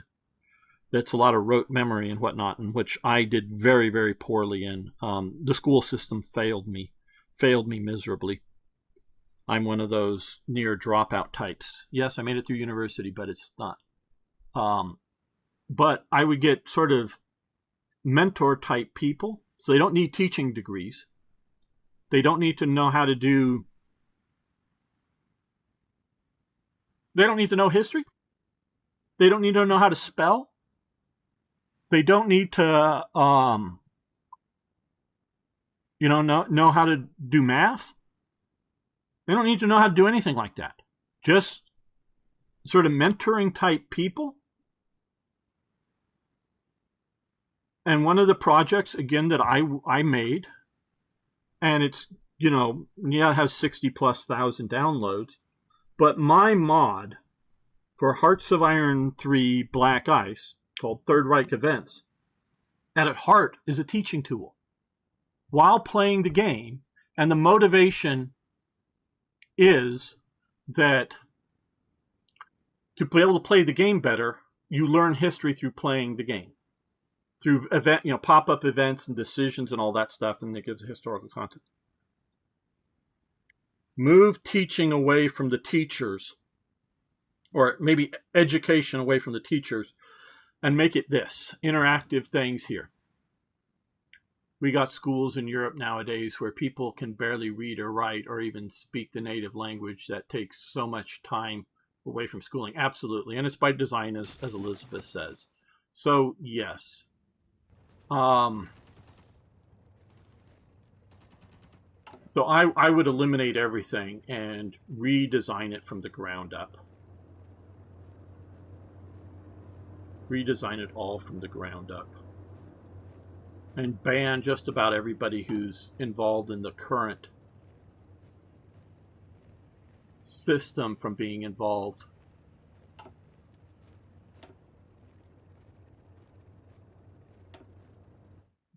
You're here. Let's put you up. No. Where?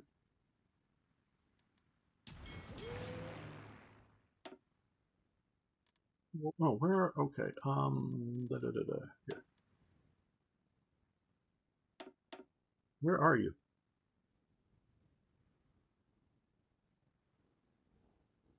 Lubin. Where's Lubin?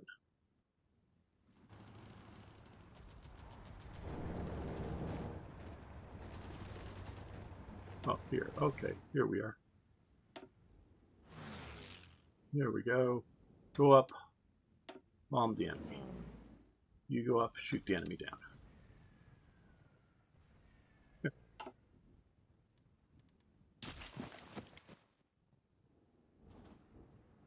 As you can tell, I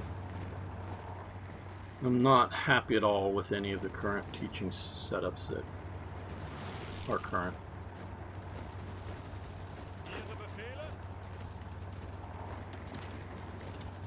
You support that attack.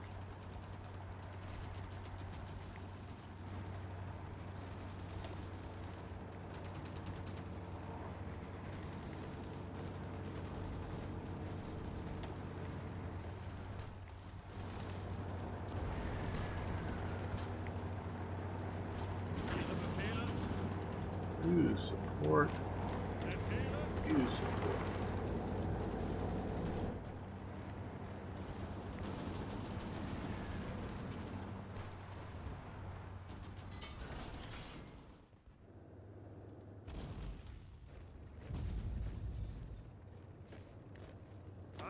Rotate there because that province is open.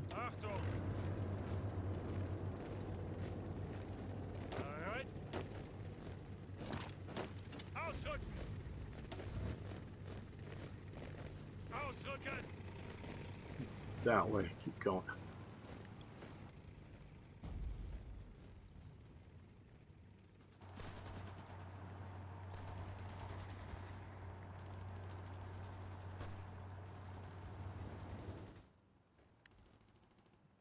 How are we doing down here? You're exhausted, you're exhausted. You guys have some fight in you. Okay.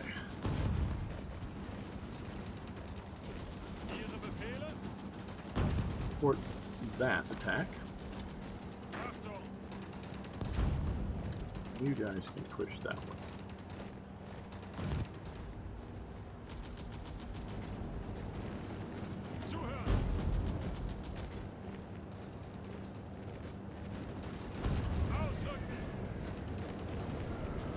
You support them. Just don't want to get them encircled or something for pushing too deep.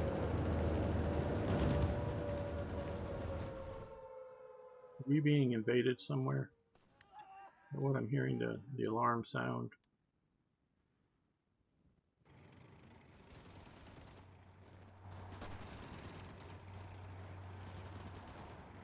Los, ausrücken.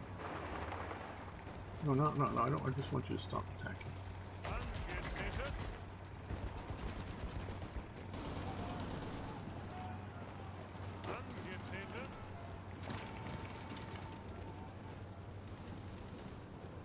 Achtung!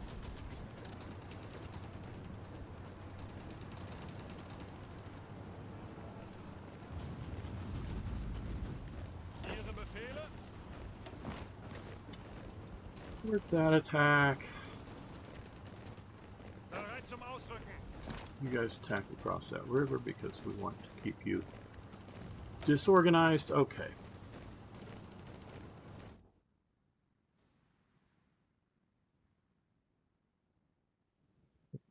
Yeah, it's just that. Okay. What do we need? What do we need? Okay, we need support equipment. See, we need lots of support equipment.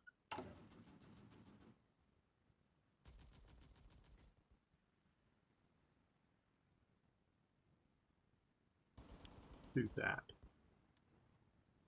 So we are, let's go back and look here.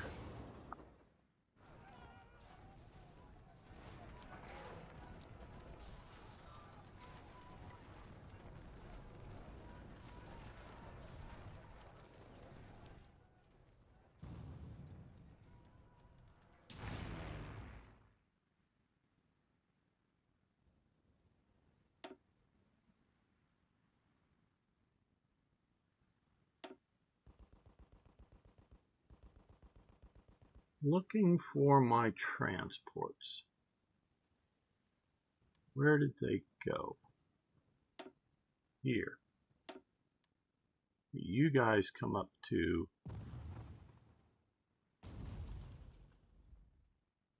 here. You guys come up to here. And I want you to report into here. Then in supplies. Let's see what Thomas is saying. I wonder if modern wars will ever make good war games like those from antiquity to the early Cold Wars do. Well, imagine having a map full of drone squads. Yes, I sort of figured out what you're doing. Make good war games. Well, I think a lot of you guys know I'm a, contract streamer for Slithering and Matrix games. Streamed for them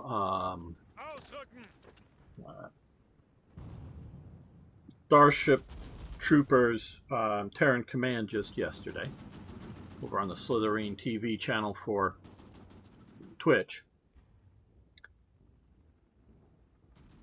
And they're very smart, the people that run the company.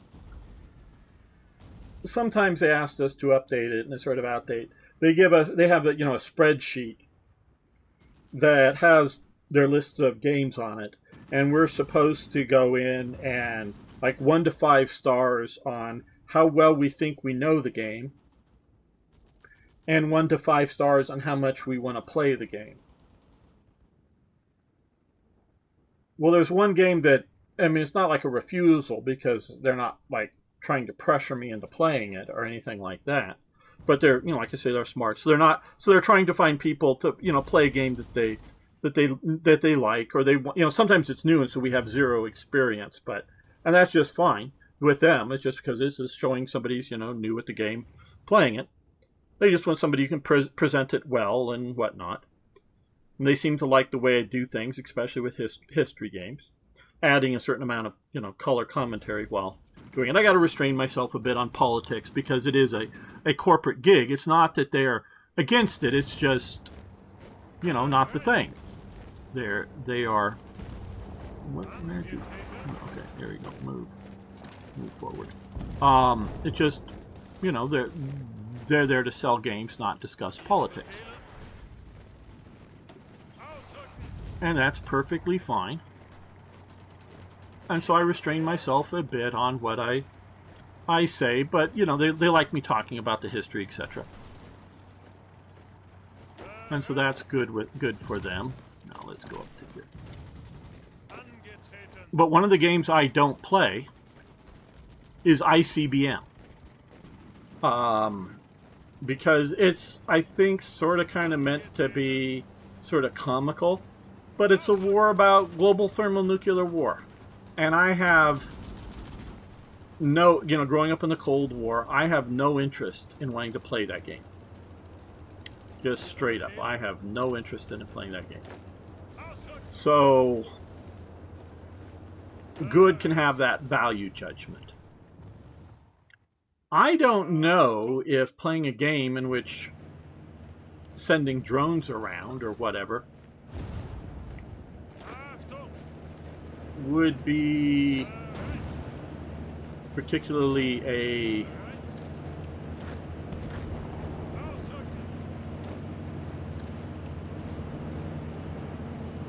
bad game to play, you know, as in, you know, playing the game however the, you know, interface interaction works.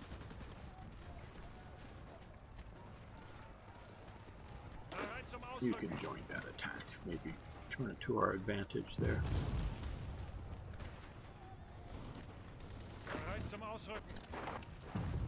Nice, hit him in the flank there.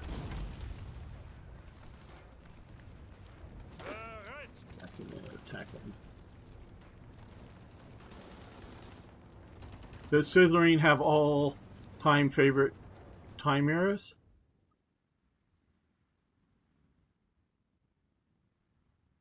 Well, okay. There's two companies technically. One's called Matrix Games and the other's called Slytherin. Matrix Games was an American-based wargaming game that took over a lot of the franchises from the old SSI game company. And they still vaguely, though they were going to, they were going to do the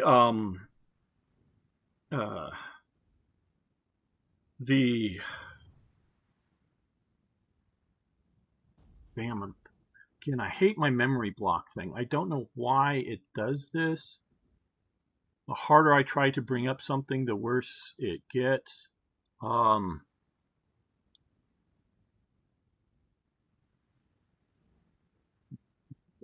There's one game that I just love, and but it's a very old SSI game. Look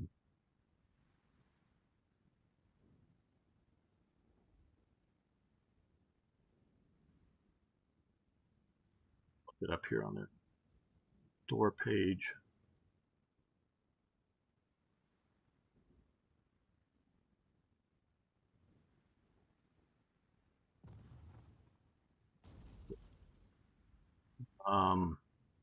But there's a huge number here. Let's see if we can.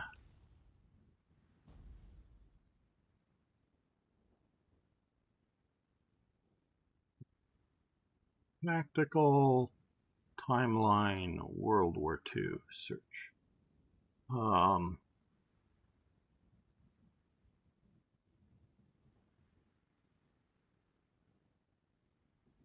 Oh, Steel Panthers. That's it. Steel Panthers.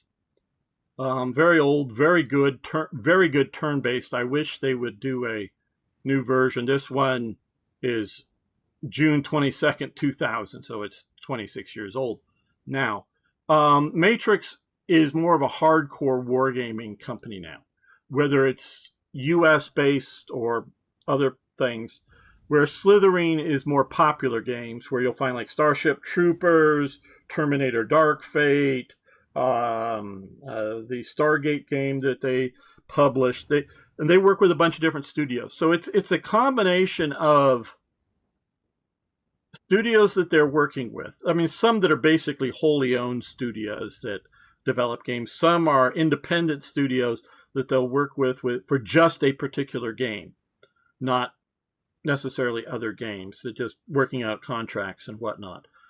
So they're a publisher And when especially working with whether it's their own wholly owned studios, or basically so, or whether it's studios they're contracting with, they're sort of anticipating a certain amount of sales, so they will support the development of a game if they think it's going to sell well enough.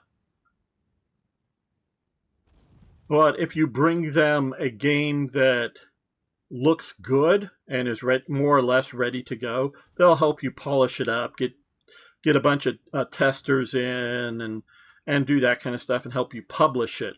Not just run the sales, because you can buy them either through all their games are available through their 2 stores, and many, maybe most, are also available on Steam as well. But some of their games aren't, that they just give me codes for. And again, full disclosure, basically everything coming out from Slitherine Matrix New, at least, they send me the codes for, whether it's a Steam code or one of their store codes that I have for their stuff. Whether I'm going to play it or not, just because I might stream it for them someday, they just give it to me. So I don't worry about price. You've got to figure out price and how many hours of fun you're going to get out of the game. You think you're going to get 100 hours of fun and it's $100. Well, that's $1 an hour. Okay, that's probably worth it for you. But if it's $100 and you're only going to play it for 2 hours, it's probably not worth it to you. I'm just keeping the math simple.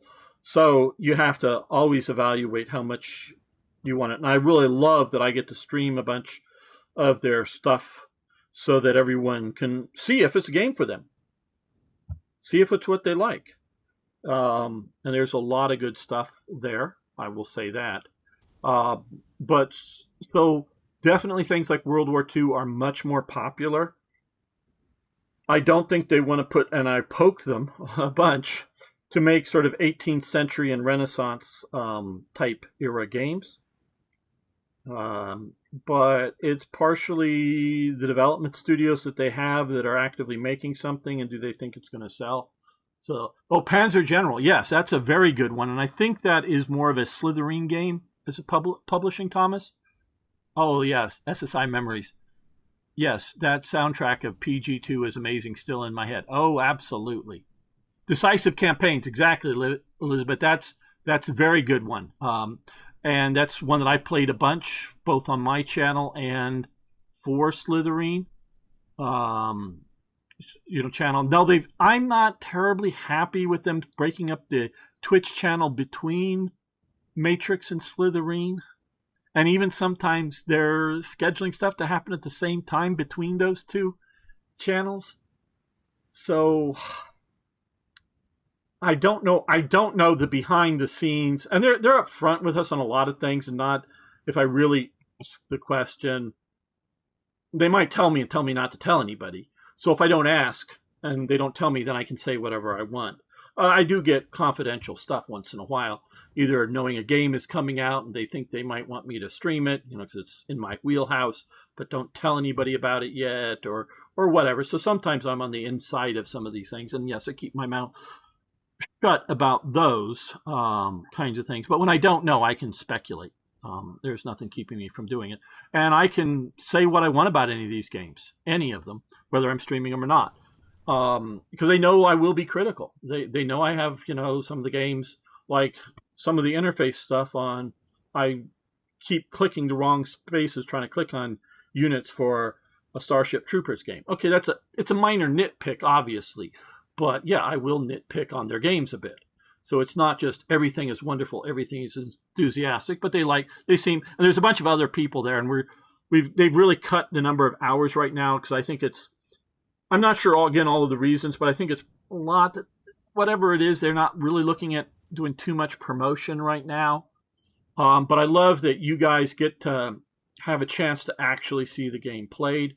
So it's no longer, because I'm, back in the days with everything, Bronze Age collapse era, please.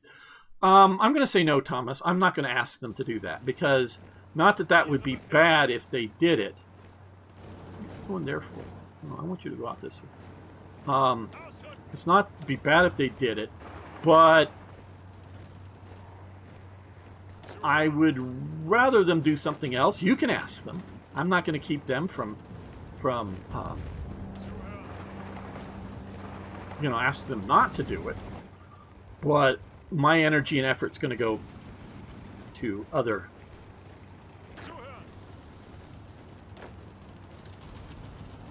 other avenues of interest. And I don't, quite honestly, I don't think there's enough information.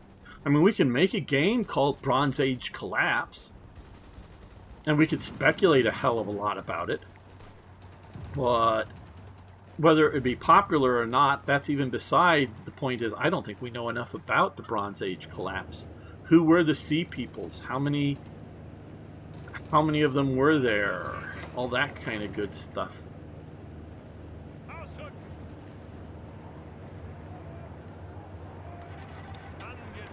You support the attack. You support the attack. That way we're supporting the attack, because they were coming in from two sides on this unit here, though he was still in the good.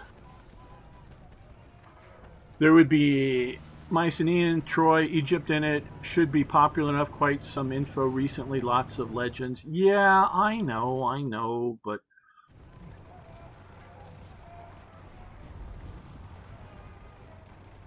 I would really love their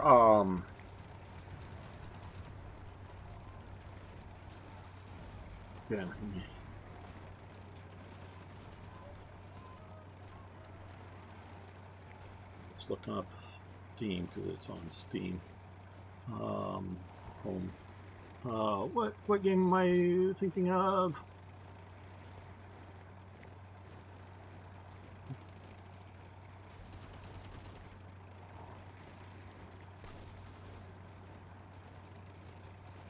You got too many things to play in my... Oh, Field of Glory. I really like the Field of Glory games. The turn-based miniature war games translated into computers for both medieval and, you know, classical eras. I like their strategy games based out of it, Empires and Kingdoms. But if you were to take that and do sort of a mix-up between that and the sort of Total War series, not just make it, you know, total, you know, like Total War Empire or medieval or whatever, or Rome or whatever, not just take, you know, but take elements of those two things together, and you would have, or maybe even now as I'm thinking about it, yeah, or the Imperator Rome, maybe better Imperator Rome. If you were to take a mix of Imperator Rome and their Empires series strategy games, blend those two with not the Paradox battle system, which I think is okay at best for that game, but go in and be able to resolve the battles like you can through the Field of Glory games on the turn-based, you know, simulating a tabletop miniatures war game kind of thing. That would be awesome as an Empires type thing, and I would focus more on Alexander the Great or Caesar's eras, those kinds of eras, you know, the Hellenistic world and whatnot. Do that better than the Bronze Age Collapse. Yeah, so that's where I would love to see more development. But we've got that already, so that's good in that we've got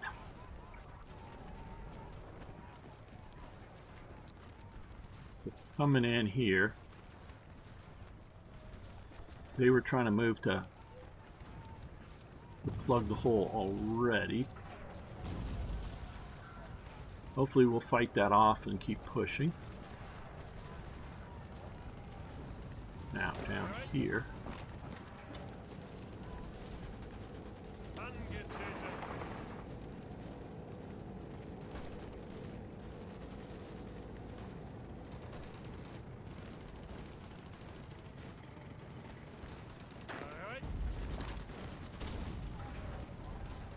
That was probably a mistake. We should have hit this province instead from two directions and then trying to cut all these pockets off. But I wish you luck in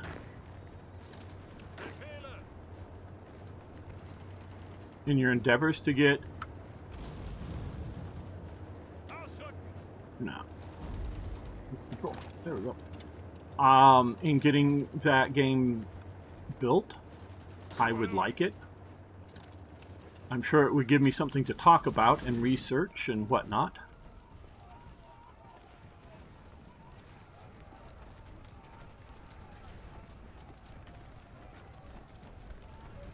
So it would not be a bad thing, but I would rather some... oh, what is the game I'm thinking of here? The historical gamer YouTuber, the 18th century game that they made recently was pretty good. I made some videos on it. That's a really good real-time strategy kind of 18th century thing, and it's selling pretty well, which goes back to my opinion. Yeah, periods matter in popularity. World War II, at least for the foreseeable future, who knows what it'd be like in 1,000 years, but for this foreseeable future will be a popular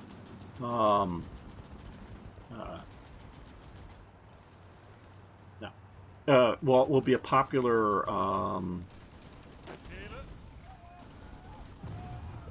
you come in and crush these guys. Just crush them.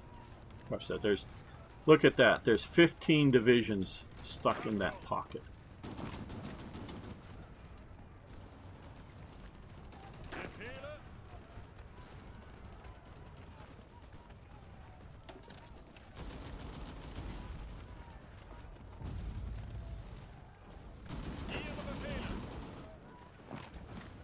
You join that attack and you support the attack.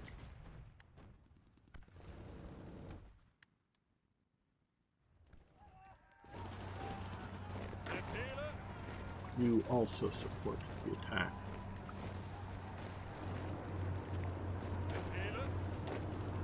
You can move up there.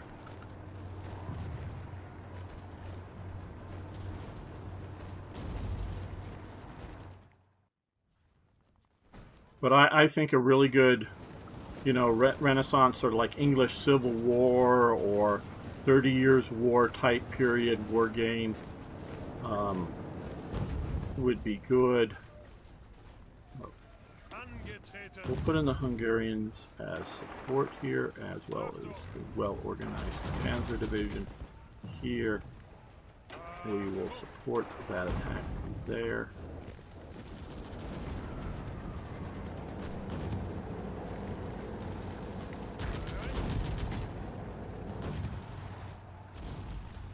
A little worried about here, but I'm not withdrawing just yet.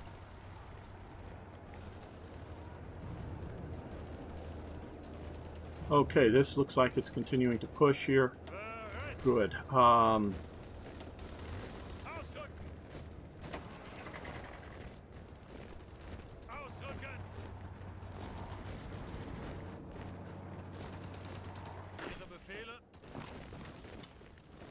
Get across that river.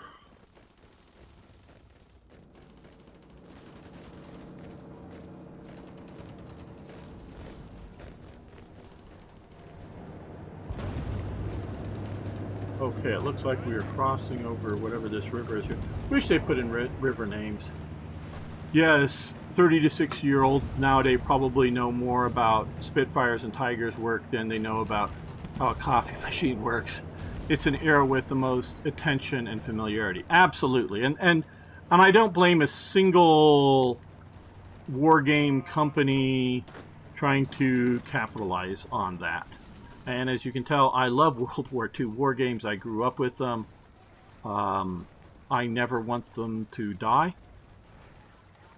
I think they're wonderful.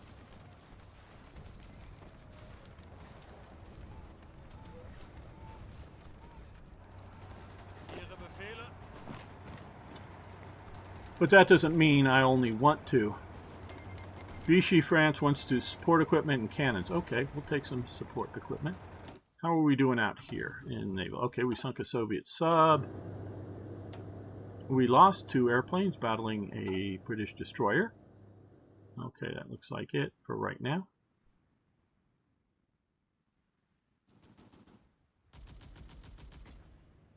Ihre Befehle. And of course, World War II tanks are so much. Oh, good. All those divisions, go forward. Go forth. Go forward to the front. I've got to secure. Like this province needs to secure so that we connect the rail links. Up. Let's look at supply here for the moment. Oh, pause. Okay, so we've got these guys here flying supplies locally. So that will help here. Now, once we take Stalingrad, that'll be a massive supply center. These guys, let's take this island just for the fun of it. Just get the islands done.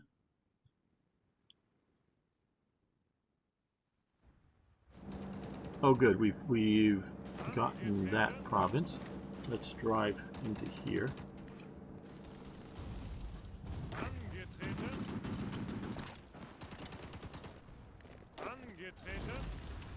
Hit them from two angles.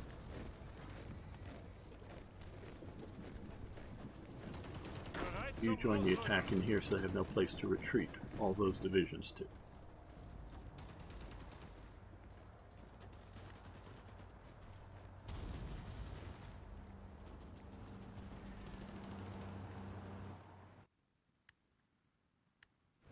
Okay, back here. See, these were pocket fighters, or fighting against various pockets. But we should move them up to the front. Once we get here, that'll increase supply through to here. And not, because we're oversupplied by one here, by, oh, what is that? By 17 here. We've got to get more of these supply depots going, and I don't think anything is going to go so long that I should build more, but you know, that's always best known in hindsight. Yeah, production efficiency, we'll take that. I really love this system. I haven't dug deep in to see how much I think it how, you know, historically good it is, or whatever you want to say.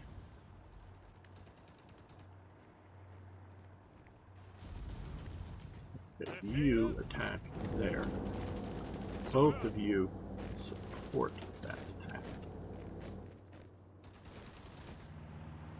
Okay, so now we have 3 divisions on this far side of whatever this river is, and we're going to attack into Stalingrad. Or not Leningrad. What am I saying? And you hit them from that side.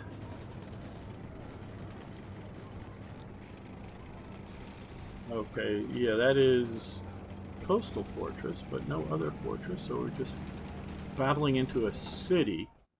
And yeah, the Soviets are pushed sort of here, but well, maybe we should have surrounded better. We'll see. Well, if we don't take it soon, well, let me just send you north that way. Encircle the city, like I've been trying to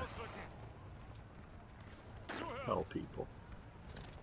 You go up to there and you go there. Let's shorten the front line when and where we can.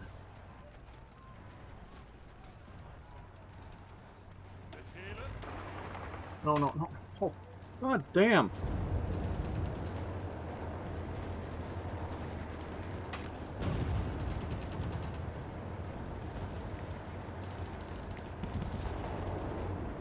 Effing stop button.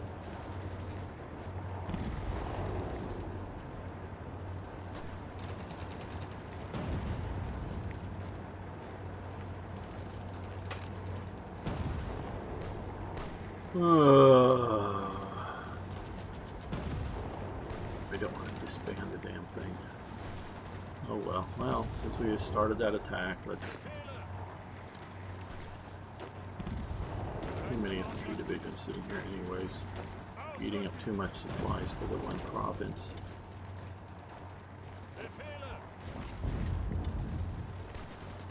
Okay, turn a bad mistake into a good maneuver. Oh, well, now we're pushing from here.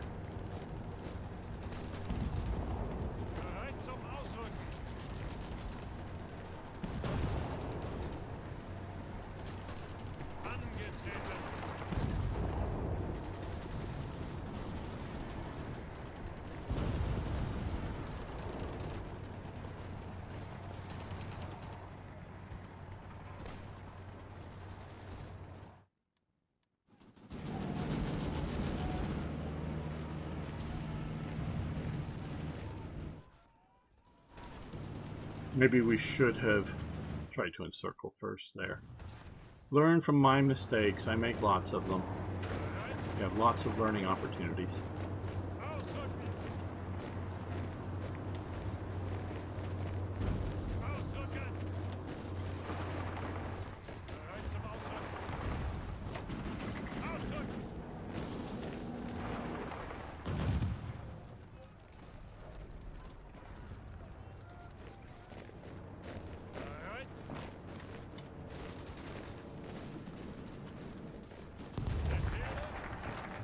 Okay, we've subjugated Romania's economy.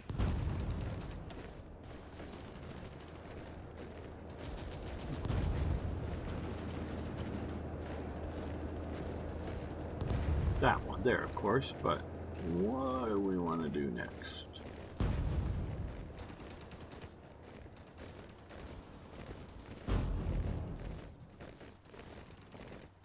Factory outputs increase, seize foreign.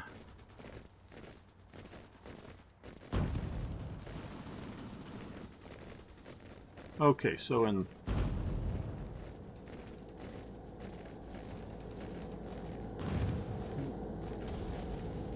do we have one? Is there one to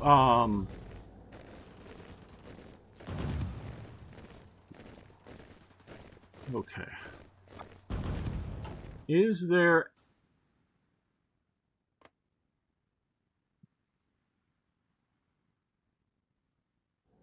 fully, did we do these? Okay, I guess we gain cores here, so we fully are annexed and capable here. We can let's look at resistance map. Well, still no, it's not properly. I don't know. See, here we are. Okay.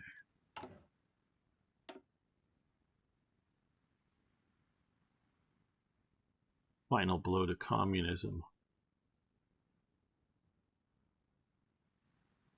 Gain annex against any communist nation. And let's see.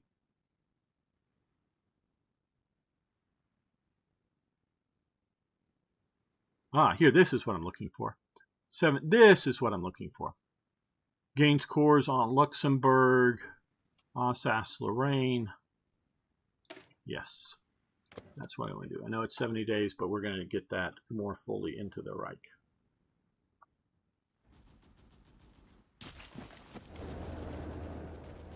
And back, I really think on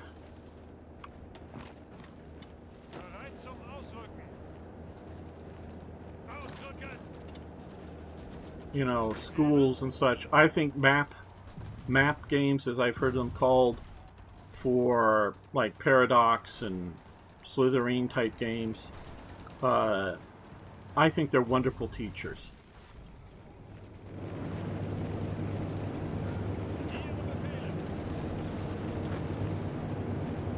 Let's attack off. What we're going to do is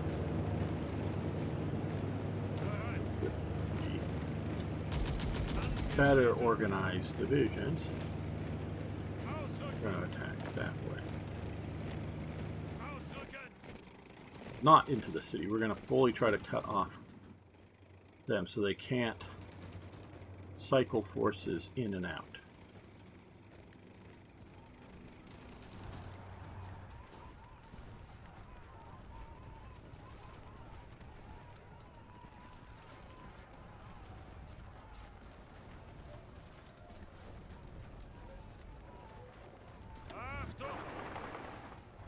Just no.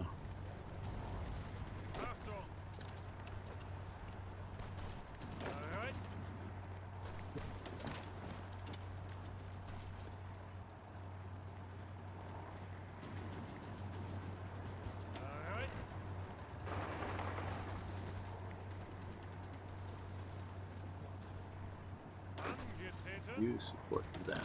It's not going well, but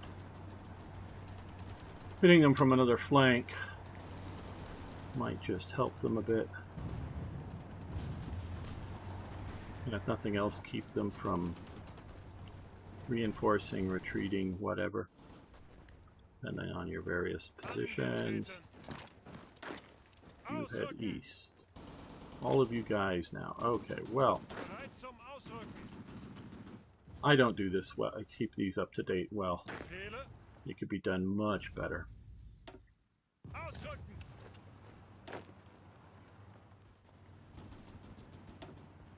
Ausrücken. Ausrücken.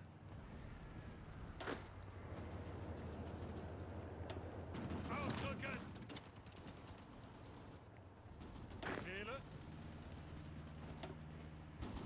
Ausrücken. Bereit zum Ausrücken. Ihre Befehle. Bereit. Generally move east. Bereit zum Ausrücken. Okay, good. We are across the river here. They are fairly weak. Ihre Befehle. So let's get more units up to the front. I've not been paying attention well to what's going on here. I think we're going to attack there. Befehle. Okay. Bereit. You guys move to here. You move and attack that.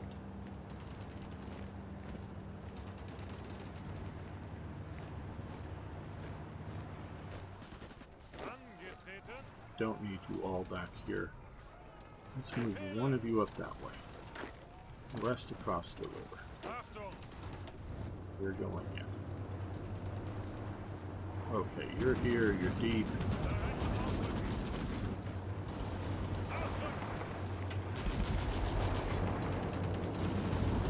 Ihre Befehle.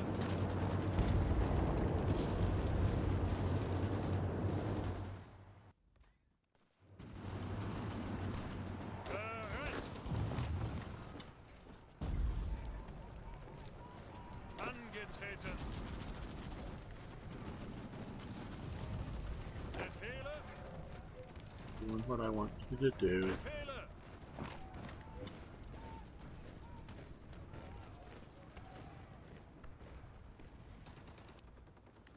Okay, well, let's put you on trains. Let's get you up to the Leningrad front. Okay, well that's attack stalled out, which tells me attacking into Leningrad wouldn't have done any better. Ihre Befehle. Let's move one of these motorized. No, let's not. Stop. Zuhören. Move one of these infantry divisions here. But I'm going to make sure I'm occupying that province before I start sending out the other forces. Okay, military engineering vehicle, good.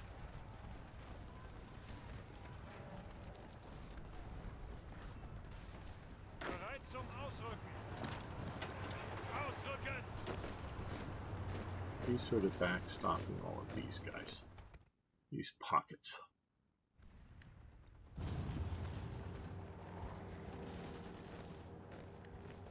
Befehle. You support that attack. You join it. You join it.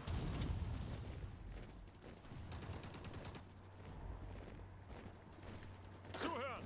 You guys support that.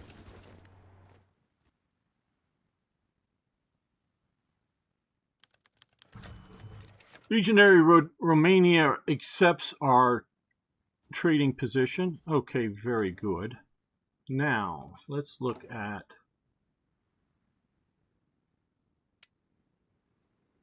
we get more. Well, okay, 5 is probably worth a factory to get that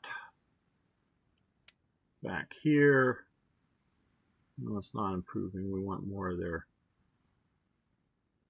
oil.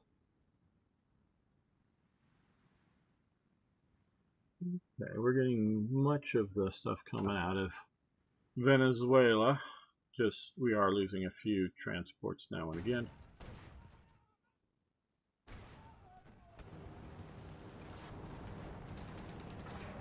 Ihre Befehle. Bereit. Ausrücken. Ausrücken. Ausrücken.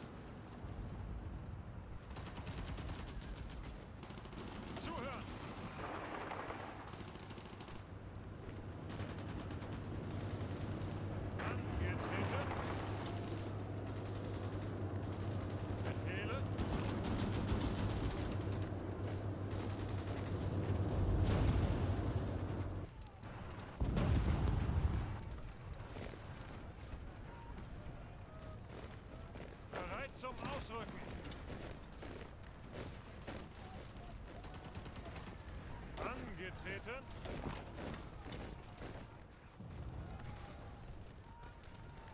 Angetreten.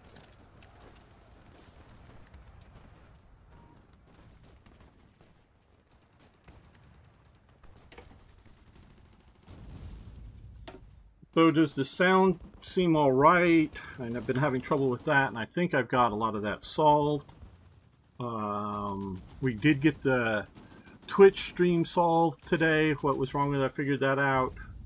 So I hope this is doing well as a test stream. What does Italy, unleash? No. We're not getting in bed with the Italians.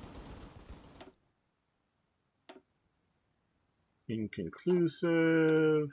Inconclusive.